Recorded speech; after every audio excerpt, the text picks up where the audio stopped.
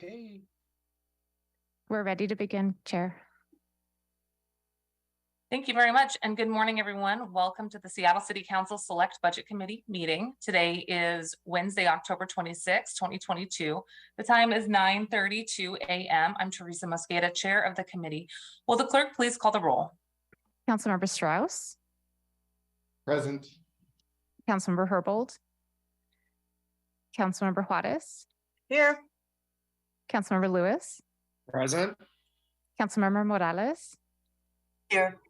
Councilmember Nelson. Present. Councilmember Peterson. Present. Councilmember Sawant. Present. And Chair Mosqueda. Present. 8 present. Thank you so much. I want to thank you all for being here today. Again, this is day 2 of 3, and we have a number of departments to cover. We have a handful of walk-on amendments, and I want to make sure that we get the chance to consider those. In addition, we have the following departments: Department of Neighborhoods, Finance and Administrative Services, Office of Economic Development, Office of Inspector General, the Office of Planning and Community Development, the Office of Sustainability and the Environment, the Seattle Department of Construction and Inspections, Seattle Fire, and Seattle Parks and Recreation. I understand that there is an amendment that was circulated before 5 p.m. the previous day, so I'm going to go ahead and make the motion to accept the amendment in the agenda before we adopt it. I move to amend the agenda to add FG walk-on 1. Is there a second? Chair Mosqueda, excuse me, Valley Panucci can please. Please go ahead, Madam Clerk. Apologies for the interruption, Chair Mosqueda. I think that is your script from yesterday. There are no walk-on amendments that I'm aware of for discussion in committee today. Okay, I did have a walk-on amendment. It sounds like that was not circulated, so I guess we will not consider it. Chairman, so apologies, Chair Mosqueda. I don't know that it may have been distributed and I wasn't on copy. I'm not a required recipient to meet council rules. So if it was distributed, it could just be added, or if you would like to add it to the agenda, you could make a motion to suspend the rule that it didn't meet the distribution requirement and add it to the agenda. I just don't know what it is. I do not have the amendment at my fingertips right now. I can ask you for the following, Allie, if I can circulate it this morning, and then when we reconvene in the afternoon, is there the opportunity procedurally to amend the agenda at that point in the afternoon if folks are interested? There is, Chair Mosqueda. Okay, so let's leave the agenda as is. I'm going to circulate it for you all to review this morning. When we come back after recess, we can collectively make a decision if folks feel comfortable adding it to the agenda. It is related to Seattle Fire Department, and it is a walk-on amendment related to a nurse practitioner position. So relatively small, but let me get that circulated so I can follow my own rules. At this point, there are no amendments to the agenda. Hearing no objections, the agenda is adopted. All right, let's go ahead and jump on in. We promised we'd jump right into discussion. So the first department that is up is Department of Neighborhoods. And I am thankful for you all for being here again today. We will have the first 3 amendments today relate to our Department of Neighborhoods. So I'm going to turn it over to central staff, and I see Lish Whitson with us. Good morning, Lish. Good morning. Lish Whitson, Council Central Staff. DON 1A1 is sponsored by Councilmember Morales with Council Members Herbold and Lewis. It adds $75,000 to the Department of Neighborhoods to support the Historic South Downtown PDA's outreach and engagement efforts.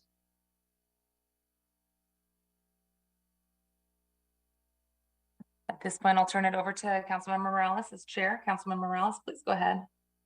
Thank you very much. Thank you, Lish. Yes, so this is pretty straightforward.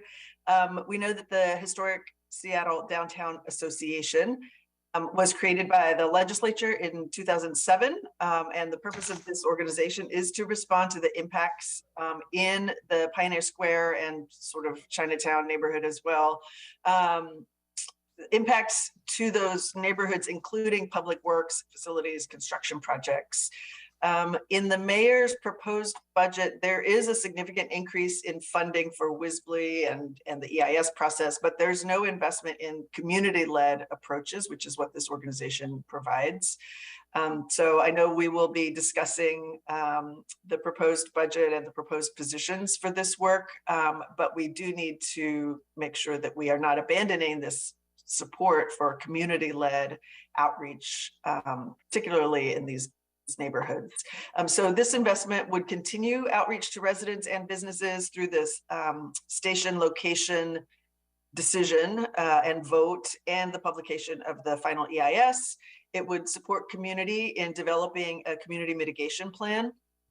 And it would continue work with agencies, government officials, and community, especially on the Jackson Hub implementation plan, which is that several block area where the light rail stations are being considered. Thank you, Councilman Morales. Are there any additional comments or questions on this? I am not seeing any. Thank you so much. Let's go ahead and move on to number 2. Department of Neighborhoods 2A1 ad is sponsored by Councilmember Mosqueda with Councilmembers Morales and Lewis. It adds $1.85 million to the Department of Neighborhoods to implement the Generational Wealth Initiative. The Generational Wealth Initiative supports community-led efforts to close the racial wealth gap. Funding for this council budget action comes from $1.85 million that is in a reserve set aside for this purpose in Finance General. The council budget action would maintain 2.5 FTE whose positions would be cut in the 2023 budget and allocates $350,000 to pay for those positions. It would also add toil provisos. A proviso on $150,000 would be lifted when DON submits a draft plan, including a program path and deliverables. The remaining $1.35 million would be lifted once the final plan is submitted to council. Thank you, Lish. This is my amendment, so I'll take a quick second to speak to it. I'd like to start off by thanking Councilmember Morales and your team for the work that you've done on generational wealth and the pilot that is currently taking place this year. We have spoken with folks that are involved in this project, and I hear that this is one of the first times the city has engaged in this type of work, and that feels really authentic to them. By allocating the money directly to the department with the proviso, we provide the funds for the department to actually do the work and make a proposal the mayor and council can work on together around generational wealth work well. By directly allocating the funds with a proviso, we maintain oversight and transparency, and this budget ad requests the proviso lift requests be either circulated to the entire council or be heard in the committee with oversight over Department of Neighborhoods. Direct allocation with proviso funds will be delivered more quickly. The city will continue to build on this work in an authentic partnership with community partners, and this allows for the current employees to continue their work instead of housed within the Finance General. Stalling the work and investments into generational wealth building for BIPOC communities means that this will be work that will be in the long-term beneficial for our communities. Thanks again to the mayor's office. We've had the chance to work with them and confirm that the mayor's office does not have any concerns with this one-time funding or the approach for 2023. And I also want to make sure Councilmember Morales and your team that has done a lot of work on this to make this program work, that you get a chance to also comment on it. And I want to also thank Sejal Preek in my office who has worked to shepherd this. Okay, before I turn over to Councilmember Nelson, Councilmember Morales, did you have any additional comments on this topic? Sure, thank you. Thank you, Chair, for bringing this amendment. I thought I would just, those of you who are on my committee know that this topic of building shared prosperity and community wealth is really central to the work that I've been trying to do representing my district, but also looking at the city overall and the work that we're doing to support neighbors. Building generational wealth really is about building the capacity of our neighborhoods to drive the kind of change they want to see. And I think it's important to at least draw a distinction between traditional economic development which tends to focus on kind of attracting industry to a community where jobs may be drawn into a community, but then leave without warning. It could attract jobs that extract resources from a community or really destroy community assets through pollution or low wage jobs, or the loss of tax income through excessive tax breaks. Building community wealth is really about developing assets in a way that wealth stays in community. So our goal is to sort of democratize wealth, democratize resources, and really create resilient local economies. And so the work that Department of Neighborhoods has been doing and that was presented in my committee in September is really trying to align our city departments and programs behind that shared vision for how we build generational wealth, particularly in our Black and Brown communities, but for folks throughout the city. And I'll just give you a quick example of the kind of research they're doing right now to see what kind of strategies we might work on as a city. They include things like community-controlled capital, community ownership of real estate, worker ownership, building equitable business ecosystems so that we support our local businesses and really try to grow those and grow our entrepreneurs.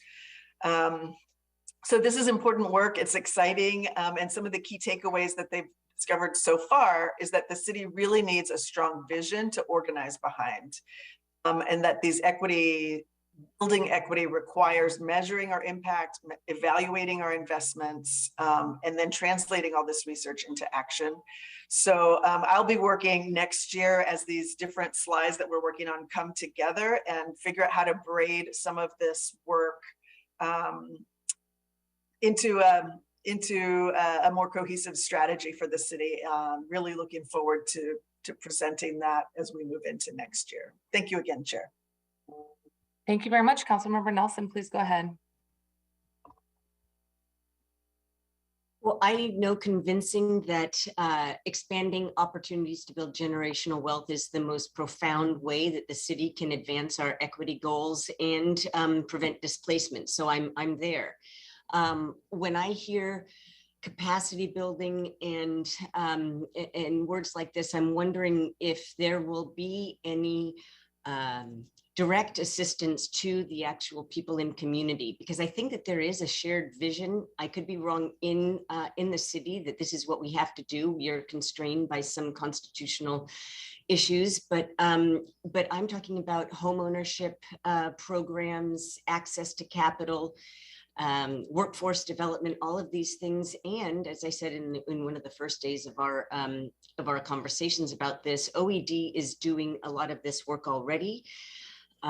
Because I really just want to make sure that we are getting the resources in the hands of people that can do it. And I'm not talking about big businesses coming in and destroying communities. I'm talking about supporting small businesses in community so that they can maintain jobs, hire more people, be the nodes in neighborhoods that they are and prevent them from going away. So I understand that the study that's being produced is going to be out in August. What is, this is a question, what are the questions that are being answered, or what are the outcomes of this study? Because I think that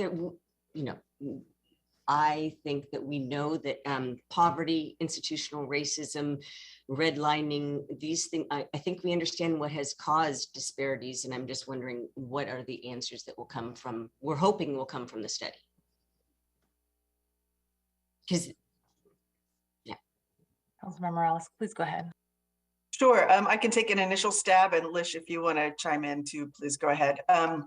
So far what has been presented is looking to build the structures for community stewardship, for community engagement. And so the department has been out in community meeting with folks and trying to understand what people's perceptions of building generational wealth is and what tools they would need to be able to take advantage of opportunities. So that's sort of the external work. They're also looking at city departments, looking at how they align, as Chair Mosqueda mentioned, as they were surveying city employees in different departments to ask them specifically, what do you contribute to generational wealth? A lot of city workers didn't feel like they did contribute, but as they started to unpack the kind of work they did, they could see how it is building access to resources and helping support at least some of the infrastructure. And then they are looking at things like the strategies that I mentioned. How do we build community capital? How do we increase community ownership of assets? How do we stop the displacement that's happening by creating mechanisms that allow small businesses to buy a block of buildings and own that rather than having to pay rent in those storefronts. So there's different strategies that they're looking at. And I think part of what we will learn over the next year is which ones seem feasible. One of the things I'll be talking about later today is the Community Investment Trust, which is another strategy that can help residents and businesses buy shares in property ownership. So there's a lot of different things that they're looking at, and which of these might work for us to start looking at as a city, I think is part of what we will start to understand better. I'll just add that one of the tasks that council charged this team with doing in the budget last year was to explore the opportunities for a guaranteed basic income program, which would definitely be a direct contributions to individual wealth. Okay, I like having concrete ideas because building structures and giving tools, building structures, I just like to know more, what are the actual outcomes? And I appreciate that the folks doing this work right now, I'm glad that they like doing the work, but we're supposed to be helping our constituents. And so I just want to make sure that there will be actual resources provided. And if basic income is one of them, that's fine. There is, again, I'll say access to capital is a big barrier for in workforce development jobs. So anyway, thank you very much.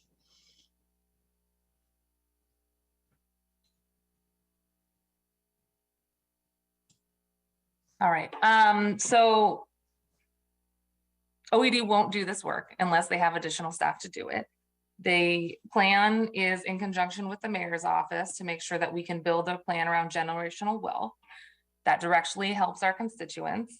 And yes, there are resources. So thank you so much to Councilmember Morales for adding additional context to this amendment. Yes, Councilmember Nelson, please go ahead. Did you say OED won't be doing this work? How is this related to OED? That's a separate, yeah. DON is doing this generational wealth. OED is also doing some additional work for another SLI in partnership with OPCD and Office of Housing. I'm going to move on. Let's go ahead and move on to the next amendment, please. All right. The final amendment for Department of Neighborhoods is DON 3A1, sponsored by Councilmember Strauss with Council Members Peterson and Nelson. It adds $100,000 to DON in ongoing funds to fund community safety coordination efforts in Ballard.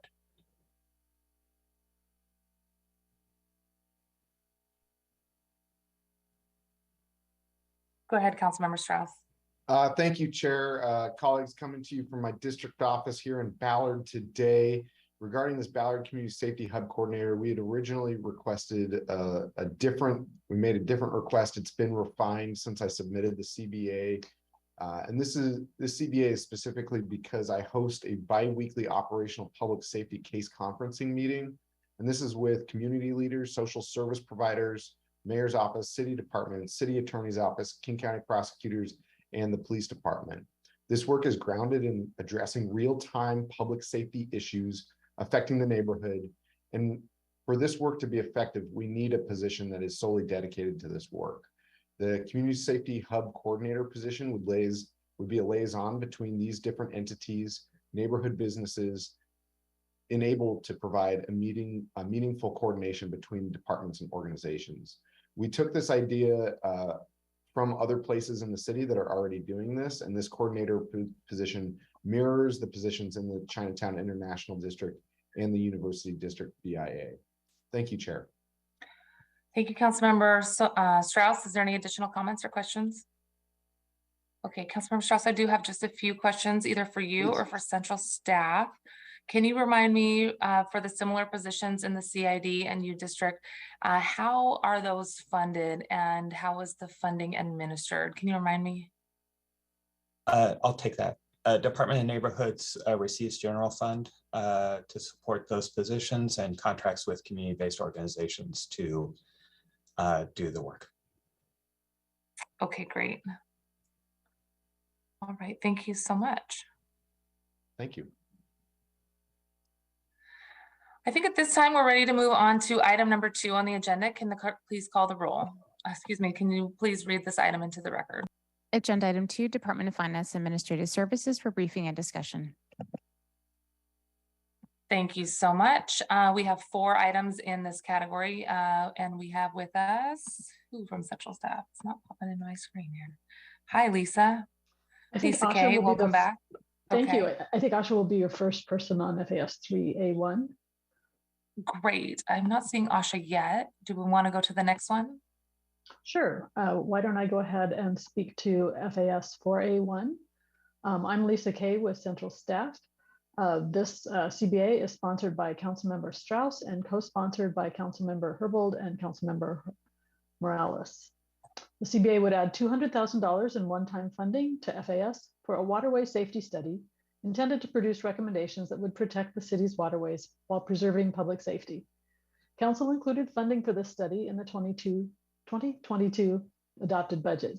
Most of the funding was put on hold last year, but FAS did issue an RFP for $50,000, which generated no responses. This amendment is intended to support a reissued RFP in 2023 at the intended $200,000 funding level. I'll turn the mic over to Councilmember Strauss as the sponsor of the proposed amendment. Thank you, Lisa, and thank you, colleagues and Chair Mosqueda, for prioritizing this request last year. As Lisa mentioned, we did put $200,000 into the budget, and as part of the closing of the budget gap exercise, the funding level was reduced. Just in some background, along with other agencies, the City of Seattle performs public safety operations for about 200 miles, I think it's 201 exactly, miles of city shoreline in freshwater and in saltwater. This amendment would contract with an outside independent consultant to conduct an analysis of staffing and capacity needs to ensure public safety on our waterways. This study is needed in the context of not only harbor patrol, but also the increased usage of our water for recreation, the increased drowning with record-breaking heat last year, and the increased use of recreational boating, whether it's motorized boats, paddle boards, kayaks, and with people who are using these vessels who are new to being on the water. The study would include comparisons to other waterfront cities on water staffing levels. This data will inform us moving forward as we make staffing and resource allocations to best provide meaningful public safety for all users of our waterway and working waterfront. As mentioned earlier, we did include money in this, but for this current budget year to reduce the budget gap this year, we reduced that funding and did not receive meaningful responses. And so I'm here requesting additional funding to reissue that RFP. Thank you, Chair. Thank you, Councilmember Strauss. I'm not seeing any additional hands, Councilmember. So that was FAS 004A, and I think we can go ahead and go back to number 3. Okay, hello, Asha, welcome. Hi. Good morning, council members. Apologies, I was having some tech issues. Asha Venkatraman, Council Central Staff. This agenda item is FAS 3A1. It would place a proviso on the contracted jail services budget that would limit spending of the additional $2.9 million that the mayor's proposed budget includes in this year's budget. As discussed previously at budget hearings, that $2.9 million is a reflection of contractual increases from inflation and from an increase in surcharge costs. The proviso would limit the executive. So sorry, I just want to flag that our sponsor needs to be let into the Zoom, if you don't mind, just some technical issues there. So thank you for that. Councilmember Herbold will be admitted in a second if we can let her in. Thanks. Please go ahead, Asha. Okay.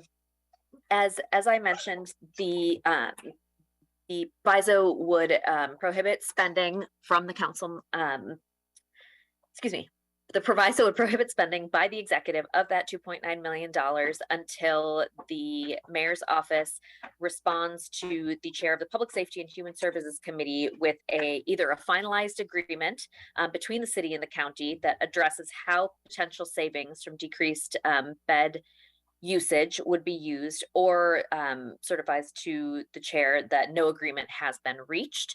The idea is for the mayor's office to keep the council updated on what's happening by providing a report by January 31st about its work plan in terms of negotiations.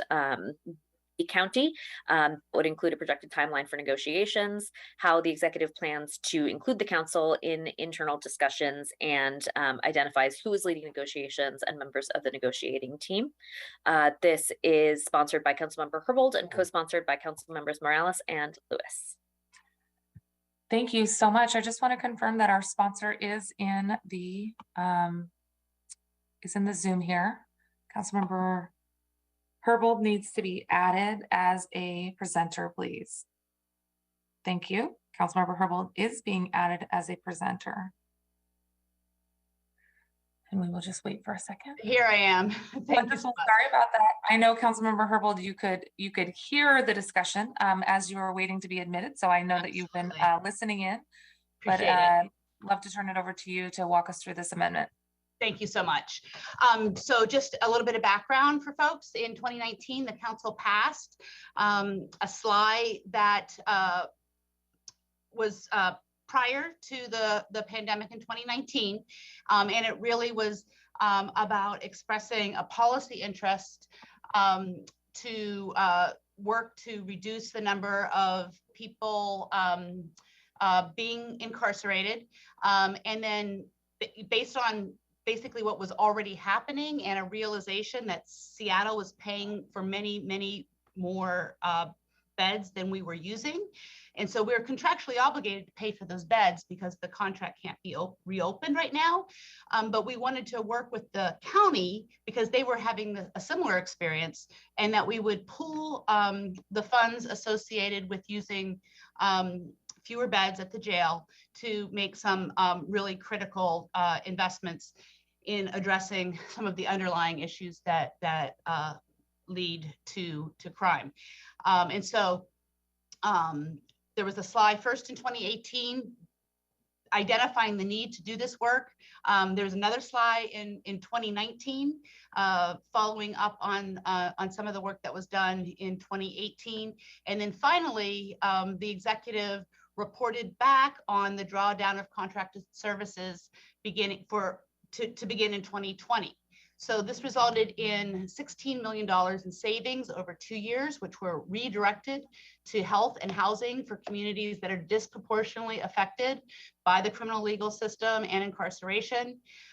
This CBA provides us $2.9 million of the current contract and asks that the executive continue negotiations with the county and that we take those inflationary costs out of the savings that we know already that we will be achieving. Again, this $2.9 million where there's just like the obligation to pay for bed nights that we don't use, there's no question that it is owed, but there's a question of whether or not we can pay for it out of savings. The executive indicates that conversations with the county about whether and how to invest additional potential savings for future years are ongoing, and they have not come to resolution yet at this time. So I think that's sort of a background on what we've done in the past and how we want to try to replicate the relationships and the collaborations with the county to address the inflationary costs associated with our contract, as well as determine whether or not there are other opportunities for reinvestment of savings. Thank you. Wonderful. Thank you very much. I'm not seeing any hands right now, so I'll add in on this. Councilmember Peterson, I see your hand now, so I'll go after you. Thank you, Chair Mosqueda. This question might be for the sponsor or central staff.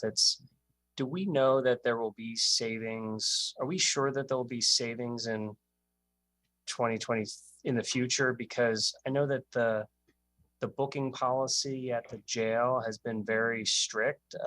We've been hearing about people arrested who are turned away because of the jail's strict booking policy, not accepting certain people accused of certain misdemeanors. So if that booking policy changes in 2023, will there still be savings that we'd be capturing?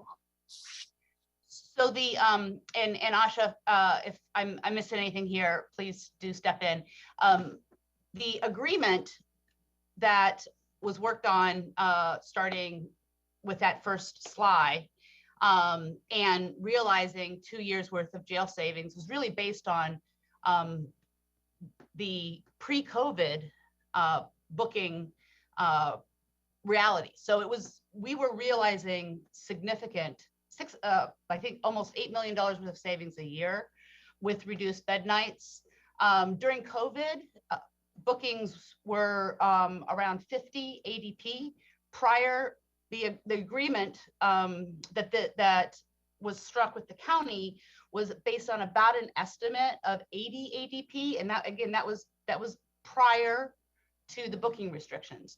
Asha has been so good to monitor the bookings now that they are starting to look more like the pre-COVID booking policy with the many changes in the city attorney's office dealing with both the backlog of cases, deciding to make charging decisions within 5 days, and the high utilizer initiative. To some extent, King County has worked with the city attorney's office to create booking policy exceptions for all of those examples.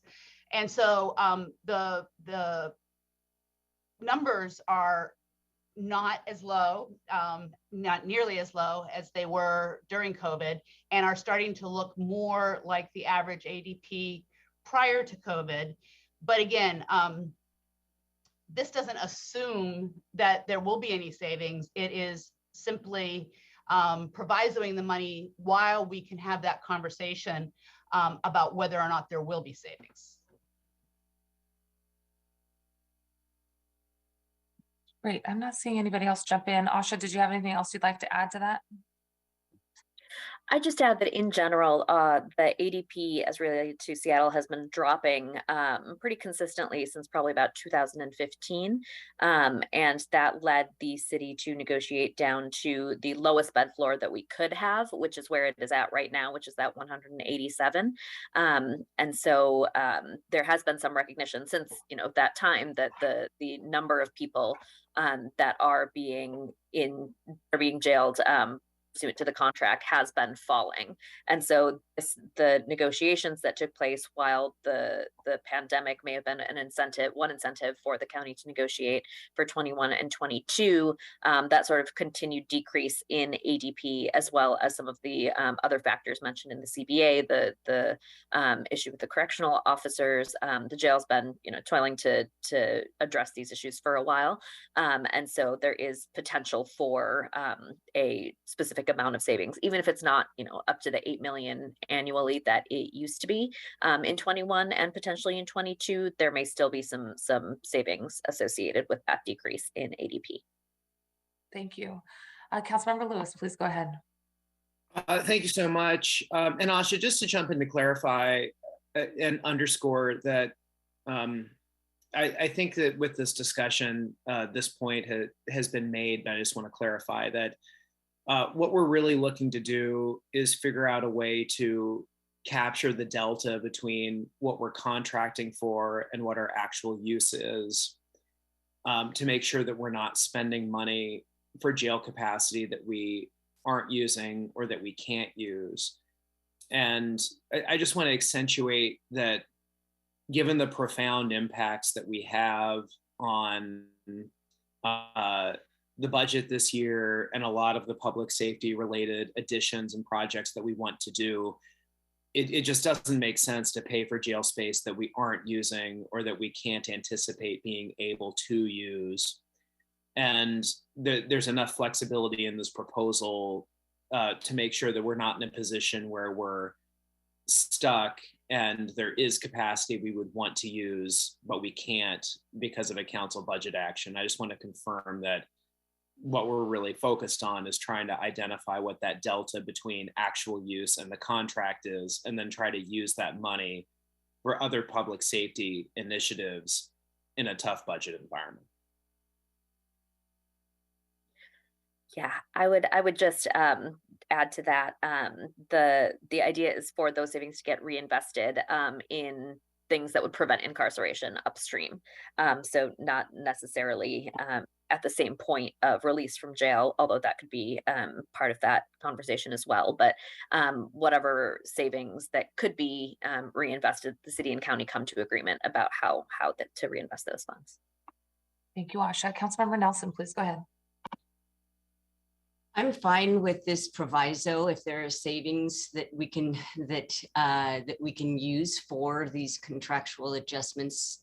That makes sense to me. So great, but Asha just said prevent incarceration upstream. That is a policy conversation, and we have to be careful about not encroaching upon the authority of the city attorney's office and the courts when we're talking about filing decisions. So I just wanted to make it clear that we do also have an elected official in another branch of government that is part of this conversation. Thanks.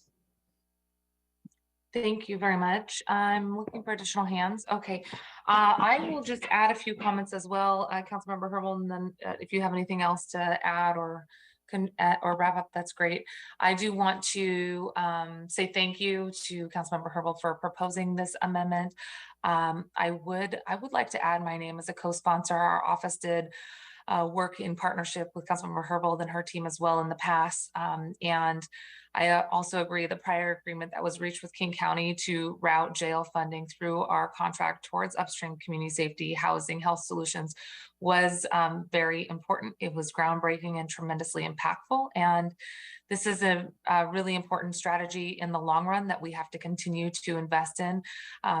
Government is hard sometimes. You don't immediately see some impacts of the investments that you're making, but I think we need to continue to direct funding away from, positions that are not actually being filled in these jails here, and move towards a system that tries to address harm and use harm reduction strategies, use community-based health and housing programs, and any penny that we can get to go into systems like that is really critical, especially as Councilmember Lewis noted, in these tough budget times, making sure that we're not putting money into a coffer that's not actually being used, and in this case, not serving people. Let's use those dollars where we can upstream. Councilmember Herbold, please go ahead. Thank you so much. I want to thank you, Madam Chair, for co-sponsoring, and thank sponsors Morales and Lewis as well. Just to clarify a couple things, this in no way impacts the independent decision-making of either our city attorney or the county prosecutor, nor does it impact the jail holding policies. It simply recognizes that even with prosecutions continuing, even with the flexibility of existing jail booking policies, perhaps changing, that there may still be savings associated with it. And so the idea of reinvesting them into upstream investments like housing is not in any way interfering with the decision-making of those elected officials.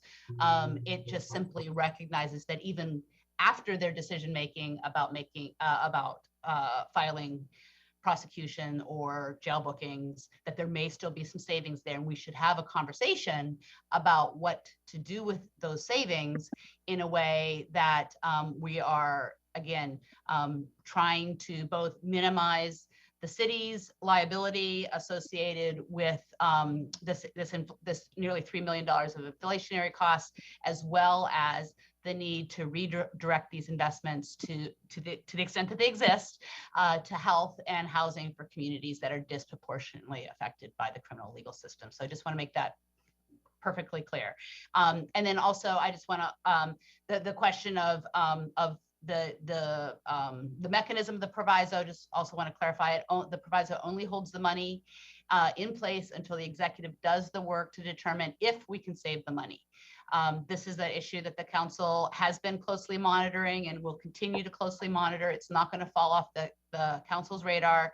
And with collaborative and transparent communication continuing between the council and the executive, we can keep close tabs on whether and when the funds need to be released. If the executive determines that an agreement isn't forthcoming or will not result in absorption of the increase, they will have the option, because of the proviso language itself, to transmit a statement to the council that they could not reach agreement with King County, in which case the council will lift the proviso and the funding in the proviso would remain in place to be spent on the contract.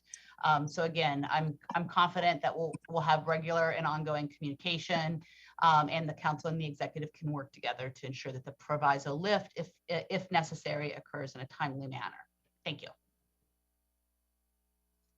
Thank you, Councilmember Herbold and Councilmember Peterson. Thank you, Chair Mosqueda. I know we were addressing a couple different things here. One at the actual language of this proviso, which is Councilmember Nelson said, you know, that the language itself, what I don't want to do is pre-commit where those dollars would go. And I know we have different, you know, there are different ways of reinvesting those dollars, and you know, the council, it's a healthy discussion that I'd like to reserve for some time, and not to say it's necessary. We have entire departments of the city devoted to upstream interventions, Human Services Department, Department of Education and Early Learning. And so I just don't want to, I personally want my constituents to know I'm not pre-committing these dollars to something outside of law enforcement at this time. So, but hopefully that's a discussion we could just have later. Yeah, that is the meat of the agreement with the county. As the prior agreement, which we are not going to be under in 2023, was to invest in an agreed upon with the county complement of housing and services. That we will have to create a new agreement. That is not at all defined by this proviso, although I do want to flag that I am identifying sort of as it's there's no agreement, but I am identifying that I would like part of the discussion before talking about reinvestment in housing and services, that we get off the hook for this $3 million in inflationary costs. So there's no agreement yet, but I'm just flagging that this is a $3 million new cost to our budget that I would like to see if we can get absorbed by savings from unused jail beds. But that and other reinvestments of unused revenue from unused jail beds is all part of the agreement that doesn't exist, that I hope to happen with King County. Thank you, Councilmember Herbold. Councilmember Nelson. Did we create housing with the savings before? I can take this offline, just, I didn't realize that. So I'd be interested. Health through housing, is that the county's health through housing initiative? Is that right, Asha? Yes, out of that 16 million, 11 million went to provide housing for through that health through housing program, and another 5 million was being contemplated. And I'll get an update on this, Councilmember Nelson, about the status of these funds, but was also considered for being included in an RFP that would go towards housing for youth that would otherwise be incarcerated. But I will get an update on where those funds are now. Thanks. Excellent. Thank you so much, Councilmembers. Okay, Councilmember Mosqueda adding herself as a co-sponsor, the third person here. Let's move on to the third item in this list, FAS 005. Good afternoon. Hi, Eric. Hi, how are you? Eric McConaughey, I'm the Council Central Staff. This is the CBA known as FAS 5A1. It's sponsored primarily by Andrew Lewis, with Council members Tammy Morales and Sarah Nelson being co-sponsors. And this council budget action would add $750,000 of general fund dollars in 2023 to support the construction of an upgraded elevator and stair connection between the Pike Place Market parking garage and Alaskan Way. This parking garage is a part of the overall project called Market Front. This is the Market Front project is a project of the Pike Place Market Public Development Authority, which I'll just call the Pike Place Market. In 2013, the city committed a total of $34 million to this project and conveyed a parcel of land for it. The city has completed that commitment of financial support. The Pike Place Market, as we hear, we have a report that about $1.5 million of that total $34 million in city funding has been set aside for this elevator and stair project. And except for the new elevator and the stair project, the Market Front project is complete, and it includes parking spaces, low-income senior housing, retail commercial space, and public open space. Thank you so much. I'm going to turn to Councilmember Lewis. Thank you so much, Madam Chair. So this is a project request from the Pike Place Market PDA. As Eric just indicated, it is part of a much larger umbrella project related to the Market Front and the interface of the Pike Place Market campus with the emerging waterfront park and promenade and overlook. This project, like lots of capital projects, has become the victim of the profound impacts of the inflation brought on by the post-COVID era and the dynamics in our economy, which has made the project overrun costs rise to a level that is out of reach for the Pike Place Market PDA to cover on its own. So this is one-time money that would help bridge those gaps and unanticipated and historically high inflationary impacts, and let this project be finished on time in coordination with all the other things that are happening in this space. So I will leave it there. It's sort of a simple one-time capital project, and the contribution that they're looking for from the city is $750,000.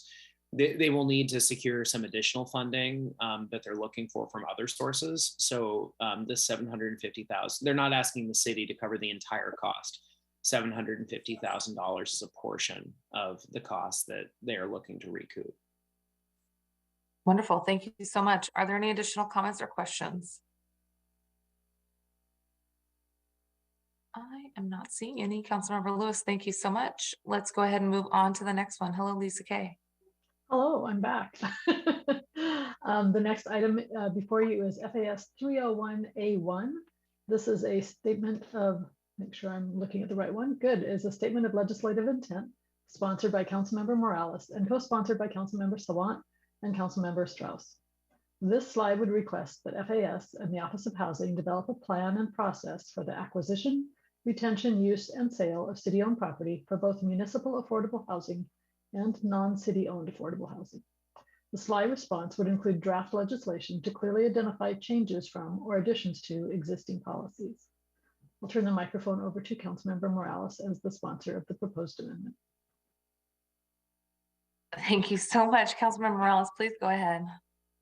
Thank you. Thank you so much, Lisa. So from our conversations with FAS, we've learned that the city approaches sale of land on kind of an ad hoc basis. There isn't really a unified or systemic way for process for developing the best use for city-owned land. So as Lisa mentioned, this would ask FAS to create what I'm sort of thinking of as a land stewardship plan. So asking that it create a consistent process for identifying when a piece of property is best suited for example, a library, a fire station, municipal housing, affordable housing. And we know that Chair Mosqueda championed a change to city code that prioritizes sale of city land, especially for affordable housing. This slide is basically requesting that FAS create a process for when we don't sell the land.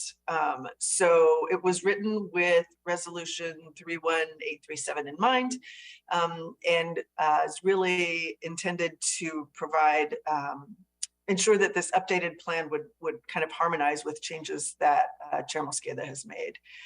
So as Lisa mentioned, the idea is to create a plan for use by city departments for leasing land in order to develop affordable municipal housing, and for the purpose of selling land in order to develop community-based or low-income nonprofit affordable housing. And as Lisa also mentioned, would require legislation to be accompanied with it. Thank you, Councilmember Morales. I appreciate the note to the land disposition policies that we worked on in 2018 and 2019. I want to clarify something, and this is not in my notes, but the land disposition policies, and maybe we can get clarification from central staff to make sure that I'm saying this all accurately. It actually wasn't prioritizing the sale of land. What we were trying to do was prevent the sale of public land, given what we saw with the Mercer Mega Block. So I came in 2017 after the Mercer Mega Block was sold off, and a lot of concern around public land being sold to the highest bidder. So what it did is two things. First, it says, don't sell public lands, keep them in public hands. So if the Seattle City Light Department or Parks Department, that's not a great example, public utilities had land that was publicly owned, the first thing that they would ask is the Office of Housing to hold on to that public land. What can you use it for? Can you build affordable housing? Can we work with community partners to do this? So it was about preservation of public land. And then the second thing was, if Office of Housing said, hey, we don't actually have an ability to utilize this land, we think that it'd be better if we did a very small sale, like $1 sale or something like that, to a nonprofit community organization that prioritizes housing and community-oriented strategies. And they can act more quickly on it. If we don't have capacity as a city, then we would consider that as the second step. So I think this is complementary, right? How do we do more of an analysis on that first aspect, which is maintaining that public land? But I just wanted to make sure that I was remembering correctly the two components of our land disposition policies. And I'm wondering if central staff, I know Lisa Kay and Tracy Ratscliffe worked on this, if you can describe the existing surplus lands process and what we put together and updated as it relates to the land disposition policies from 2018 and 2019. Did I get those examples right? I'm going to ask you to ask Tracy. Okay, great. I see Tracy. Heard my name mentioned, and I figured I might be as it relates to disposition policies. So council members, with all due respect to both you and Councilmember Morales, in 2018, the council toiled quite a bit as it related to the disposition policies, changing both the general disposition policies for general property owned by the city, as well as the policies specific to City Light disposition of their properties. And we did a couple of things. One, we actually did prioritize affordable housing as the very first thing to be considered when a department decides that a property is excess. The department has the ability to decide when it is that they're done with a piece of property and when they are ready to make it available for use. But if they decide it's excess, the very first thing that they are to do is to engage the Office of Housing to determine, is that property appropriate for the development of affordable housing? And in those policies, we say that we want to develop affordable housing that is predominantly serving those under 80% of AMI, with the intent of wanting to actually increase the number of units serving those at 30% of AMI. And the reasons for that are pretty clear, given our shortage of affordable housing, that emphasis would be pretty clear why we would do that. It also provides for the ability to transfer those properties to nonprofit or for-profit to do that affordable housing development, or to lease the property for those purposes. So we did a couple of different things as it relates to those policies. In terms of process, there is an annual process that the departments are going through that FAS leads, in which they are to look at the properties that are in their jurisdiction to determine, are there any properties that are now excess, or are there properties that no, they want to retain because they're maybe going to be used down the way, so they don't need to in fact access them or don't want to access them. But they go through a process by which they kind of judge what's going on with their various properties under their jurisdiction. And then the Department of Finance and Administration and Services issues an annual report about surplus properties kind of the status of the properties that are underneath the jurisdiction of the various city departments. And we get a copy of that report every year. So that's what our current policies are. And then there is that process that has been set out very clearly for determining when a property is determined to be excess. Is it appropriate for affordable housing? If it's not appropriate for affordable housing, then there is a process by which they actually make the property available for the community to indicate, are they interested or in any property for a particular community use? So there is that process once affordable housing is not considered to be the most likely or appropriate use. And we've had actually, since those policies were adopted, for situations in which we've actually disposed of city property for affordable housing. Includes the K site up on Queen Anne, that is a PSH building that was just recently completed, a couple of homeownership projects that have been done on City Light, formerly owned properties, and then one that was owned by, I think, FAS in the Central District that's being developed for homeownership properties. And one of those home ownership opportunities that we went to the ribbon cutting ceremony for in the 36th legislative district and with Councilmember Strauss. I heard Seattle City Light say they had something like 37 properties total that they were looking to convert to new homes, both rental and home ownership. So that's exciting. But okay, thank you for that overview. I feel like that my memory was mostly correct on that. Can you talk a little bit about how this proposal relates to the existing process that's used? So, it sounds like there's overlapping goals. What would this do to the existing land disposition policies that are in statute? So I think the one change that I note is that, again, the existing policies really focus on us using those surplus properties to develop housing under 80% of AMI. Okay. And so the proposal in front of you would actually allow those properties potentially to be used up to 120% of AMI. So that is definitely a policy change there. Now, does it say you have to do that? It doesn't, but it certainly gives a nod to, looking at that possibility. So I think that would be the one place where I would see there being a change from current policy. Again, there is a process that is set out in our disposition policies for how you go through determining, is a property excess, and then what happens if it is determined to be excess by a department, whether it's identified by OH as appropriate for affordable housing, or if they decline it, then the process that you go through to make it first available to other departments as well as community development. Actually, they can allow it to be used for both other departments as well as community uses. So there is a process for properties that OH says, no, we don't think it's appropriate for affordable housing. That involves a public process and the ability for communities to actually say that they want to secure a piece of property for a specific community use. Great. Okay, thank you. I'm going to turn it back over to the prime sponsor and then Councilmember Herbold. Go ahead, Councilmember Morales. Yeah, thank you. Just a couple of points. Thank you, Tracy, for that summary. One important distinction, I think, is that right now, what we're looking for is that if the land sold right now, it is typically sold to nonprofits, and part of what we're trying to move toward is to add the option of keeping those lands in city hands and not prioritizing, well, not that we wouldn't prioritize, but giving the option of the city holding that land for a different housing purpose. And then related to the issue of AMI, we're talking about a process where the AMI is mixed, so it's 0 to 120%, but 60% of the units would be for under 80% AMI. And so the whole idea with the municipal housing that's being proposed is that there's cross subsidization happening so that there are folks from a spectrum of incomes, a spectrum of backgrounds who are able to live in high quality housing together. And again, I think the important thing is that the city stays affordable permanently because it stays in city hands. So I'll leave it at that. Looks like there might be a question from Councilmember Herbold. Just wanted a chance to add that additional priority in there. Thank you so much. Appreciate that. And I think I saw Councilmember Herbold say, never mind. Okay.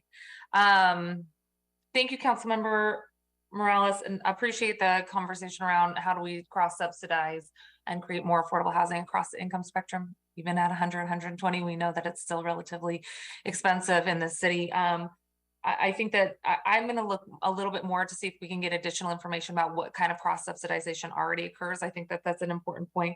But I do want to make sure that I understood, though, Tracy, we do have the option to hold land in public hands. That's the first line of questioning, right? And then leasing, long-term leases are part of what OH already considers as they look at any surplus land in the city. The first question is, can we hold on to this in public hands, or is that correct? Absolutely. Yes, yes, we have it specifically in the disposition policies that they are to consider the possibility of leasing the property versus a transfer. Yep. Okay, just double checking. Mhm. Councilmember Nelson, please go ahead. Yeah, what Councilmember Morales said raised a question. Is it contemplated that we would get into the business of developing housing? Is that what you're saying, if we're not leasing it? Please go ahead, Councilmember.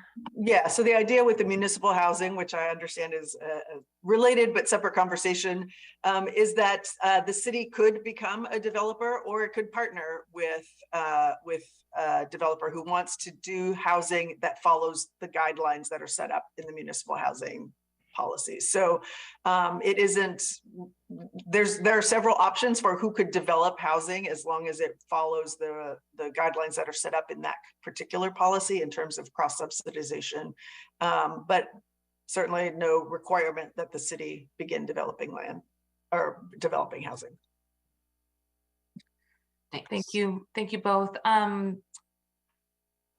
I see hands, just want to make sure everybody got their comments in, and then Councilmember Morales, if there's anything else. Would just double check to see if Tracy or Lisa have anything else you'd like to add. You're welcome to. We're a lively bunch today. We woke up from yesterday's deliberation. So yes, do you have anything else? No. Okay, I'm seeing shakes of heads. So anything else on this item? I have nothing profound to add. I will challenge that. Everything you say is always profound, Council President. Okay, let's move on. Madam Clerk, could you please read item number 3 into the record? Agenda item 3, Office of Economic Development for briefing and discussion. Thank you so much, and welcome back, Jasmine Marwaha. Thank you. This is Jasmine Marwaha, Council Central Staff, and I'm presenting Council Budget Action OED 1A1. This Council Budget Action would add $3 million general fund in 2023 to the Office of Economic Development to attract large conventions to the Washington State Convention Center. These marketing efforts would be provided by an organization that toils to attract leisure tourism to Seattle nationally and internationally, such as Visit Seattle. This CBA is sponsored by Councilmember Lewis and co-sponsored by Councilmembers Strauss and Nelson. Thank you so much. Councilmember Lewis, please go ahead. Thank you, Madam Chair. So as we're all aware, the new Washington State Convention Center is going to be opening this fall. I think it's actually coming up on getting its master use permit to be occupied. And this is going to be a really great addition to our downtown neighborhood, and inviting in hundreds of thousands of people every year who are going to be reinvigorating the downtown neighborhood through their patronization of our businesses, and just making sure that they're staying in Seattle hotels and spending money in Seattle bars. And it's just going to be a great boon to our local economy and to the recovery of the downtown neighborhood. The ability to attract those kinds of conventions is really going to be dependent on the Washington State Convention Center making it known that this is the place. If you're the National Association of Dentists or the National Association of Realtors or whatever the organization is, that your next destination should be the city of Seattle and this great new standard-setting convention center. And unfortunately, the Visit Seattle BIA cannot spend money to attract folks for conventions. They can only attract people for leisure travel. So this is really an ad that in some respects pays for itself by making sure that this new asset in a convention center is being fully utilized, bringing people in, making sure that we're taking full advantage of this profound new asset that's in the middle of downtown. So this proposal and number came from consultation with Visit Seattle and with the boosters and board for the convention center. And this is something I continue to talk to them about, to promote. It's going to be really great to see that convention center open and firing on all cylinders. And with that, I will go ahead and turn it back over to you, Madam Chair. Thank you very much. There's a handful of questions, a handful of hands. Councilmember Morales, please go ahead. Thank you. Councilmember Lewis, or maybe central staff, can you, so I think what I heard you say is that right now our convention center doesn't have a way to promote the convention center. So how do we currently advertise the space that we have to attract conventions? So my understanding is that Visit Seattle and the resource that they have as the primary conduit for doing this work focuses exclusively on leisure tourism with the money that they attract through the rate. The convention center does have the ability to do some of this work independent of this investment, but it's limited and constrained. I can get the number of what they can do without additional support versus what they could do if they were more amply supported in being able to promote this work.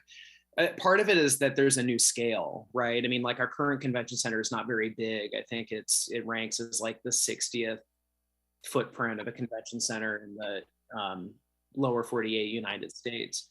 Whereas this new convention center is going to be significant and have a lot of programmable space. So we're stepping into a new level of competition in this area, but without necessarily commensurately resourcing the way to promote the new asset. But I can get better information on the delta between what we currently have versus what would be a more national best practice for this kind of work. Yeah, thank you. I'm just, I mean, I am assuming, and it would be good for me to understand this better myself, but I am assuming that, you know, we do attract national conventions. Before COVID, would see Comic-Con and all kinds of folks downtown regularly. So I know we have some capacity, and I don't know if that is a different entity than Visit Seattle, and they're just trying to expand what they're able to do. But you know, given the sort of deficit situation that we're in, I just want to make sure that we aren't, you know, sort of adding resource to something that already has capacity to do the kind of work we need to do in order to attract people. And I totally understand we have a shiny new, profoundly larger convention center that we want to be able to fill and use. Just want to make sure that I understand how we're able to attract people. So thank you. Great, thank you. And just before Councilmember Nelson, Jasmine, I see you off mute. Would you like to add anything? Sure. Just to clarify that Visit Seattle primarily generates its funding from revenue from the Seattle Tourism Improvement Area, which is a BIA. And according to the BIA's policies, those revenues must be spent towards marketing and promotion related to leisure tourism. And as you may recall, earlier this year, there was an ordinance to increase the SDCI's rate of its revenues from $2 per occupied room to $4 per occupied room per night to allow for additional revenue for that promotion of leisure tourism. And my understanding, and I can confirm this offline, is that the council could amend the SDCI's policies by ordinance to allow for them to attract conventions with their revenues, so that we can amend those policies for convention attraction. I can confirm that offline. Thanks, Jasmine. That would be really helpful. It sounds like we did contribute money last year, and you'll confirm with us what the funding went towards. Okay. Councilmember Nelson, please go ahead. Yeah, I thank you very much. I feel like, well, Visit Seattle doesn't just promote downtown, and this would promote a facility downtown, and Visit Seattle does promote neighborhoods around the city. So I just want to make sure that we're keeping them separate. And I'm not ready to endorse changing the scope of work of Visit Seattle, but I did want to concur with what I think Councilmember Morales was saying, which is that this, I don't know, reading between the lines, this is a lot of money. And for my part, I do believe that we do need a mechanism to promote this new asset that we have downtown. And our office is going to be looking at best practices around the country. How do other cities and states, because this is also a state facility, promote the convention centers. But just for the record, noting that yes, 3 million is a bit, but we do need to do, I believe that we do need to add some kind of support for promoting. I don't know what the right number is. Thanks. Okay, thank you so much. I see Councilmember Peterson. Thank you, Chair Mosqueda. And yeah, to the extent that we're not able to afford to further subsidize the Washington State Convention Center, I would be opening to looking at what central staff had mentioned about allowing additional scope for that marketing to occur without us having to have an outlay of cash for that. And if it does pay for itself, you know, maybe there's a way to proviso or contractually receive those revenues back to us directly from any profits that the convention center makes. And I find it hard to believe that all this effort went into building it and there was a budget, and I would have assumed there would have been a marketing budget. I wasn't here at the time that was all approved, but hoping we can make the best use of the dollars that already exist and maybe make the policy more flexible so we can achieve the same outcome. Thank you. Thank you so much. And I see Yolanda from Central Staff with her hand up. I also just want to make sure that I confirm, was it last year that we added funding for the marketing aspects? No, I just wanted to clarify, it was earlier this year. It was this year. Yeah, the BIA came forward with the rate proposal to increase. It had been something that had been in the works for several years, and finally they got that through the finish line earlier this year. I would just note that is an increased assessment on the rate payers, right? So that was not city funding.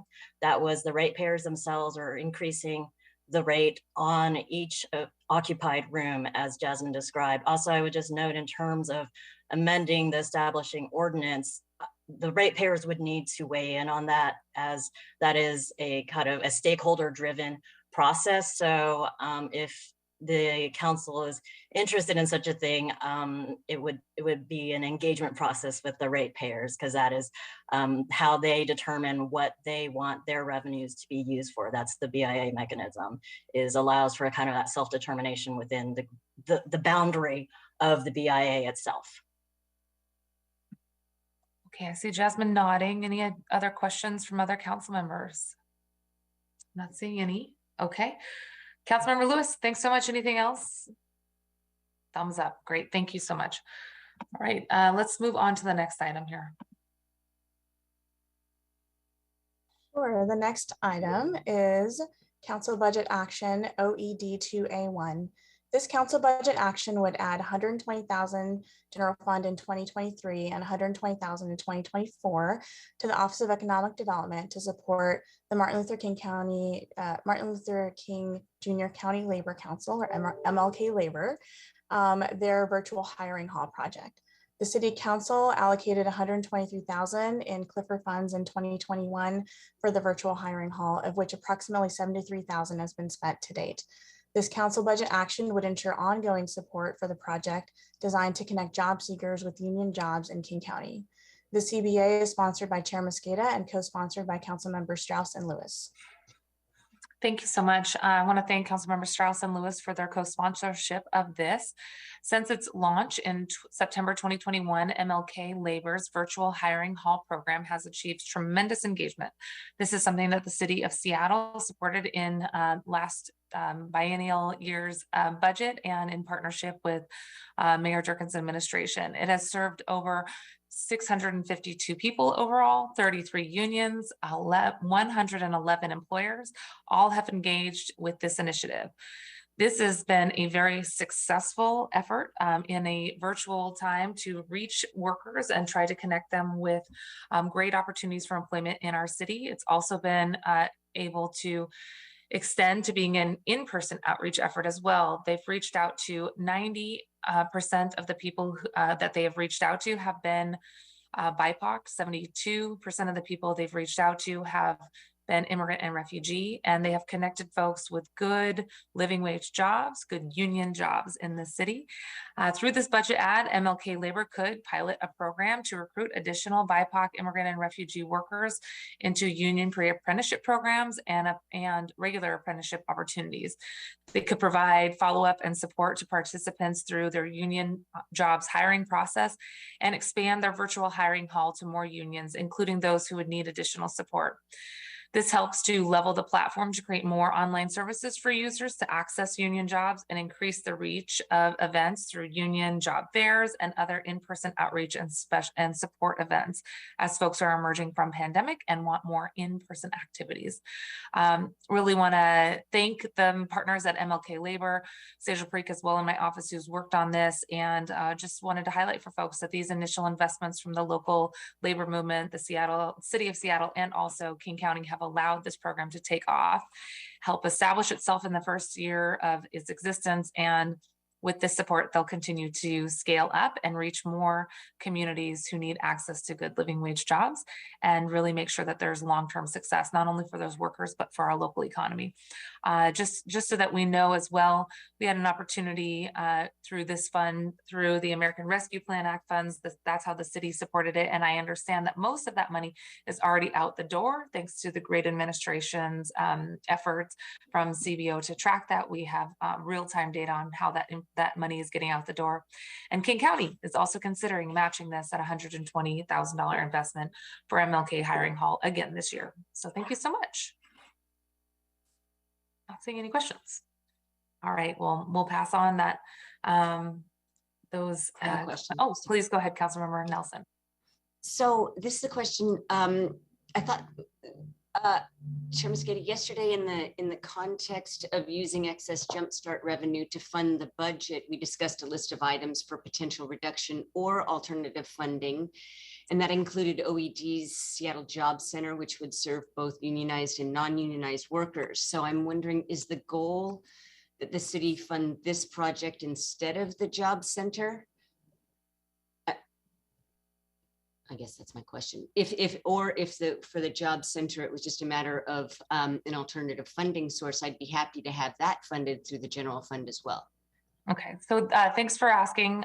Again, I think maybe I tried to overshare the initial analysis of things in the budget by putting that list in the CBA from yesterday, because I want to make sure that's not intended to be a list of reductions for folks. This amendment is not intended to replace the Seattle Job Center. But as we heard in the issue identification, I think there's more information and work to be done to develop a job center concept. So this is like a continuation of the support that we've added to this program in the past. It's additive. Thank you. Welcome. Anything else? Okay, let's keep going. I think we're on item number 4. Is that correct? Correct. Agenda item 4, Office of Inspector General for Public Safety for briefing and discussion. Great. So we have with us, I'm looking for central staff. Who's on the line with us? That's me. Sorry. Hi, Lisa. Go ahead, please. I'm sorry to be late. Yes, Lisa K. Central Staff. OIG 1A1 would add $232,000 in 2023 and $244,000 in 2024 and 1.5 FTEs for surveillance technology review, audit capacity, and public disclosure work at OIG. The CBA is sponsored by Councilmember Nelson and co-sponsored by Councilmember Herbold and Council President Juarez. The full-time position would support OIG's review of SPD surveillance technologies and provide additional audit capacity for work on consent decree topics. The part-time ad would be used to create a full-time position, so they've already got a half-time position. They would just add this authority and increase that position to full-time to reduce backlogs and increase the speed of OIG's public disclosure responses. I'll turn the microphone over to Councilmember Nelson. Thank you very much for that introduction. This fall, Council granted OIG an extension to the Q1 2023 deadline. It was supposed to be done by in September this year for 8 first-time usage reviews that were due this fall. They will also need to next year complete 6 more. I'm talking about SIRs in surveillance technology reports. They'll need to complete 6 more first-time usage reviews in 2024, and that's for Group 4B. OIG has a lot in its pipeline, and we heard before that they had to hire a consultant to help with some of this work. So if council, this is basically getting at the fact that they've got a lot of work on their plate, and if council wants OIG to implement the policies that were set forth in the 2017 Police Accountability Ordinance and the Surveillance Ordinance, we need to fund that work. Thank you, Councilmember. Council President Juarez. Thank you, Madam Chair. I'm supporting this with Councilmember Nelson and Herbold. Councilmember Herbold and I were here and helped select, or at least I did, when we first started the Office of Inspector General, the OIG. So we've watched the history of this agency, and it has expanded, I think, from 3 to over 20 employees now. And we are certainly feeling the pressure on the HR side, which I'm dealing with on the ledge budget, but that's a whole other issue. So the expansion of this to make sure that we uphold and look at the surveillance issues and also the PDR requests, and also being in compliance in conditional audit capacity for the consent decree topics has actually taken up more than we had thought or anticipated. I think when we anticipated an OIG office back in 18, we did not, well, we kind of built in thinking it would grow a little bit more, but it's actually expanded more. So now we're looking at not only the expansion of OIG and the additional resources needed to comply with the consent decree and the other issues regarding HR, we're also seeing the same things in OPA. And then CPC is a different issue. So with that, I am supportive of this. I want to thank Councilmember Nelson and Councilmember Herbold for bringing this forward. And of course, us working with Lisa Judge. Did I get her name right? It's Lisa, right? Judge? Yeah. Okay.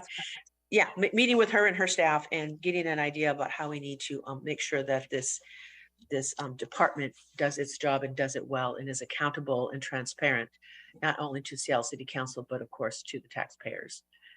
So with that, I will end my profound comments. Thank you. Thank you so much. I do not see any additional comments. Let's go ahead and move on. Councilmember Nelson, did you have anything else? No. Okay. Thank you so much. Let's go ahead and move on. Madam Clerk, could you please read item number 5 into the record? Agenda item 5, Office of Planning and Community Development for briefing and discussion. Okay, wonderful. And I see Lish. Good morning, Lish. Good morning again. OPCD 1A1 is sponsored by Councilmember Morales with Councilmembers Strauss and Lewis. It adds $250,000 to the Office of Planning and Community Development, OPCD, for the creation of community investment trusts. Community investment trusts would support equitable development initiative projects and provide an alternative financing tool for those projects. Wonderful. Councilmember Morales, please go ahead. Thank you. Lish has so much better word economy than I do. So yes, we have, let me back up. Our office has been working for the last 1.5 years or so to support 3 EDI projects. who expressed interest in creating a community investment trust.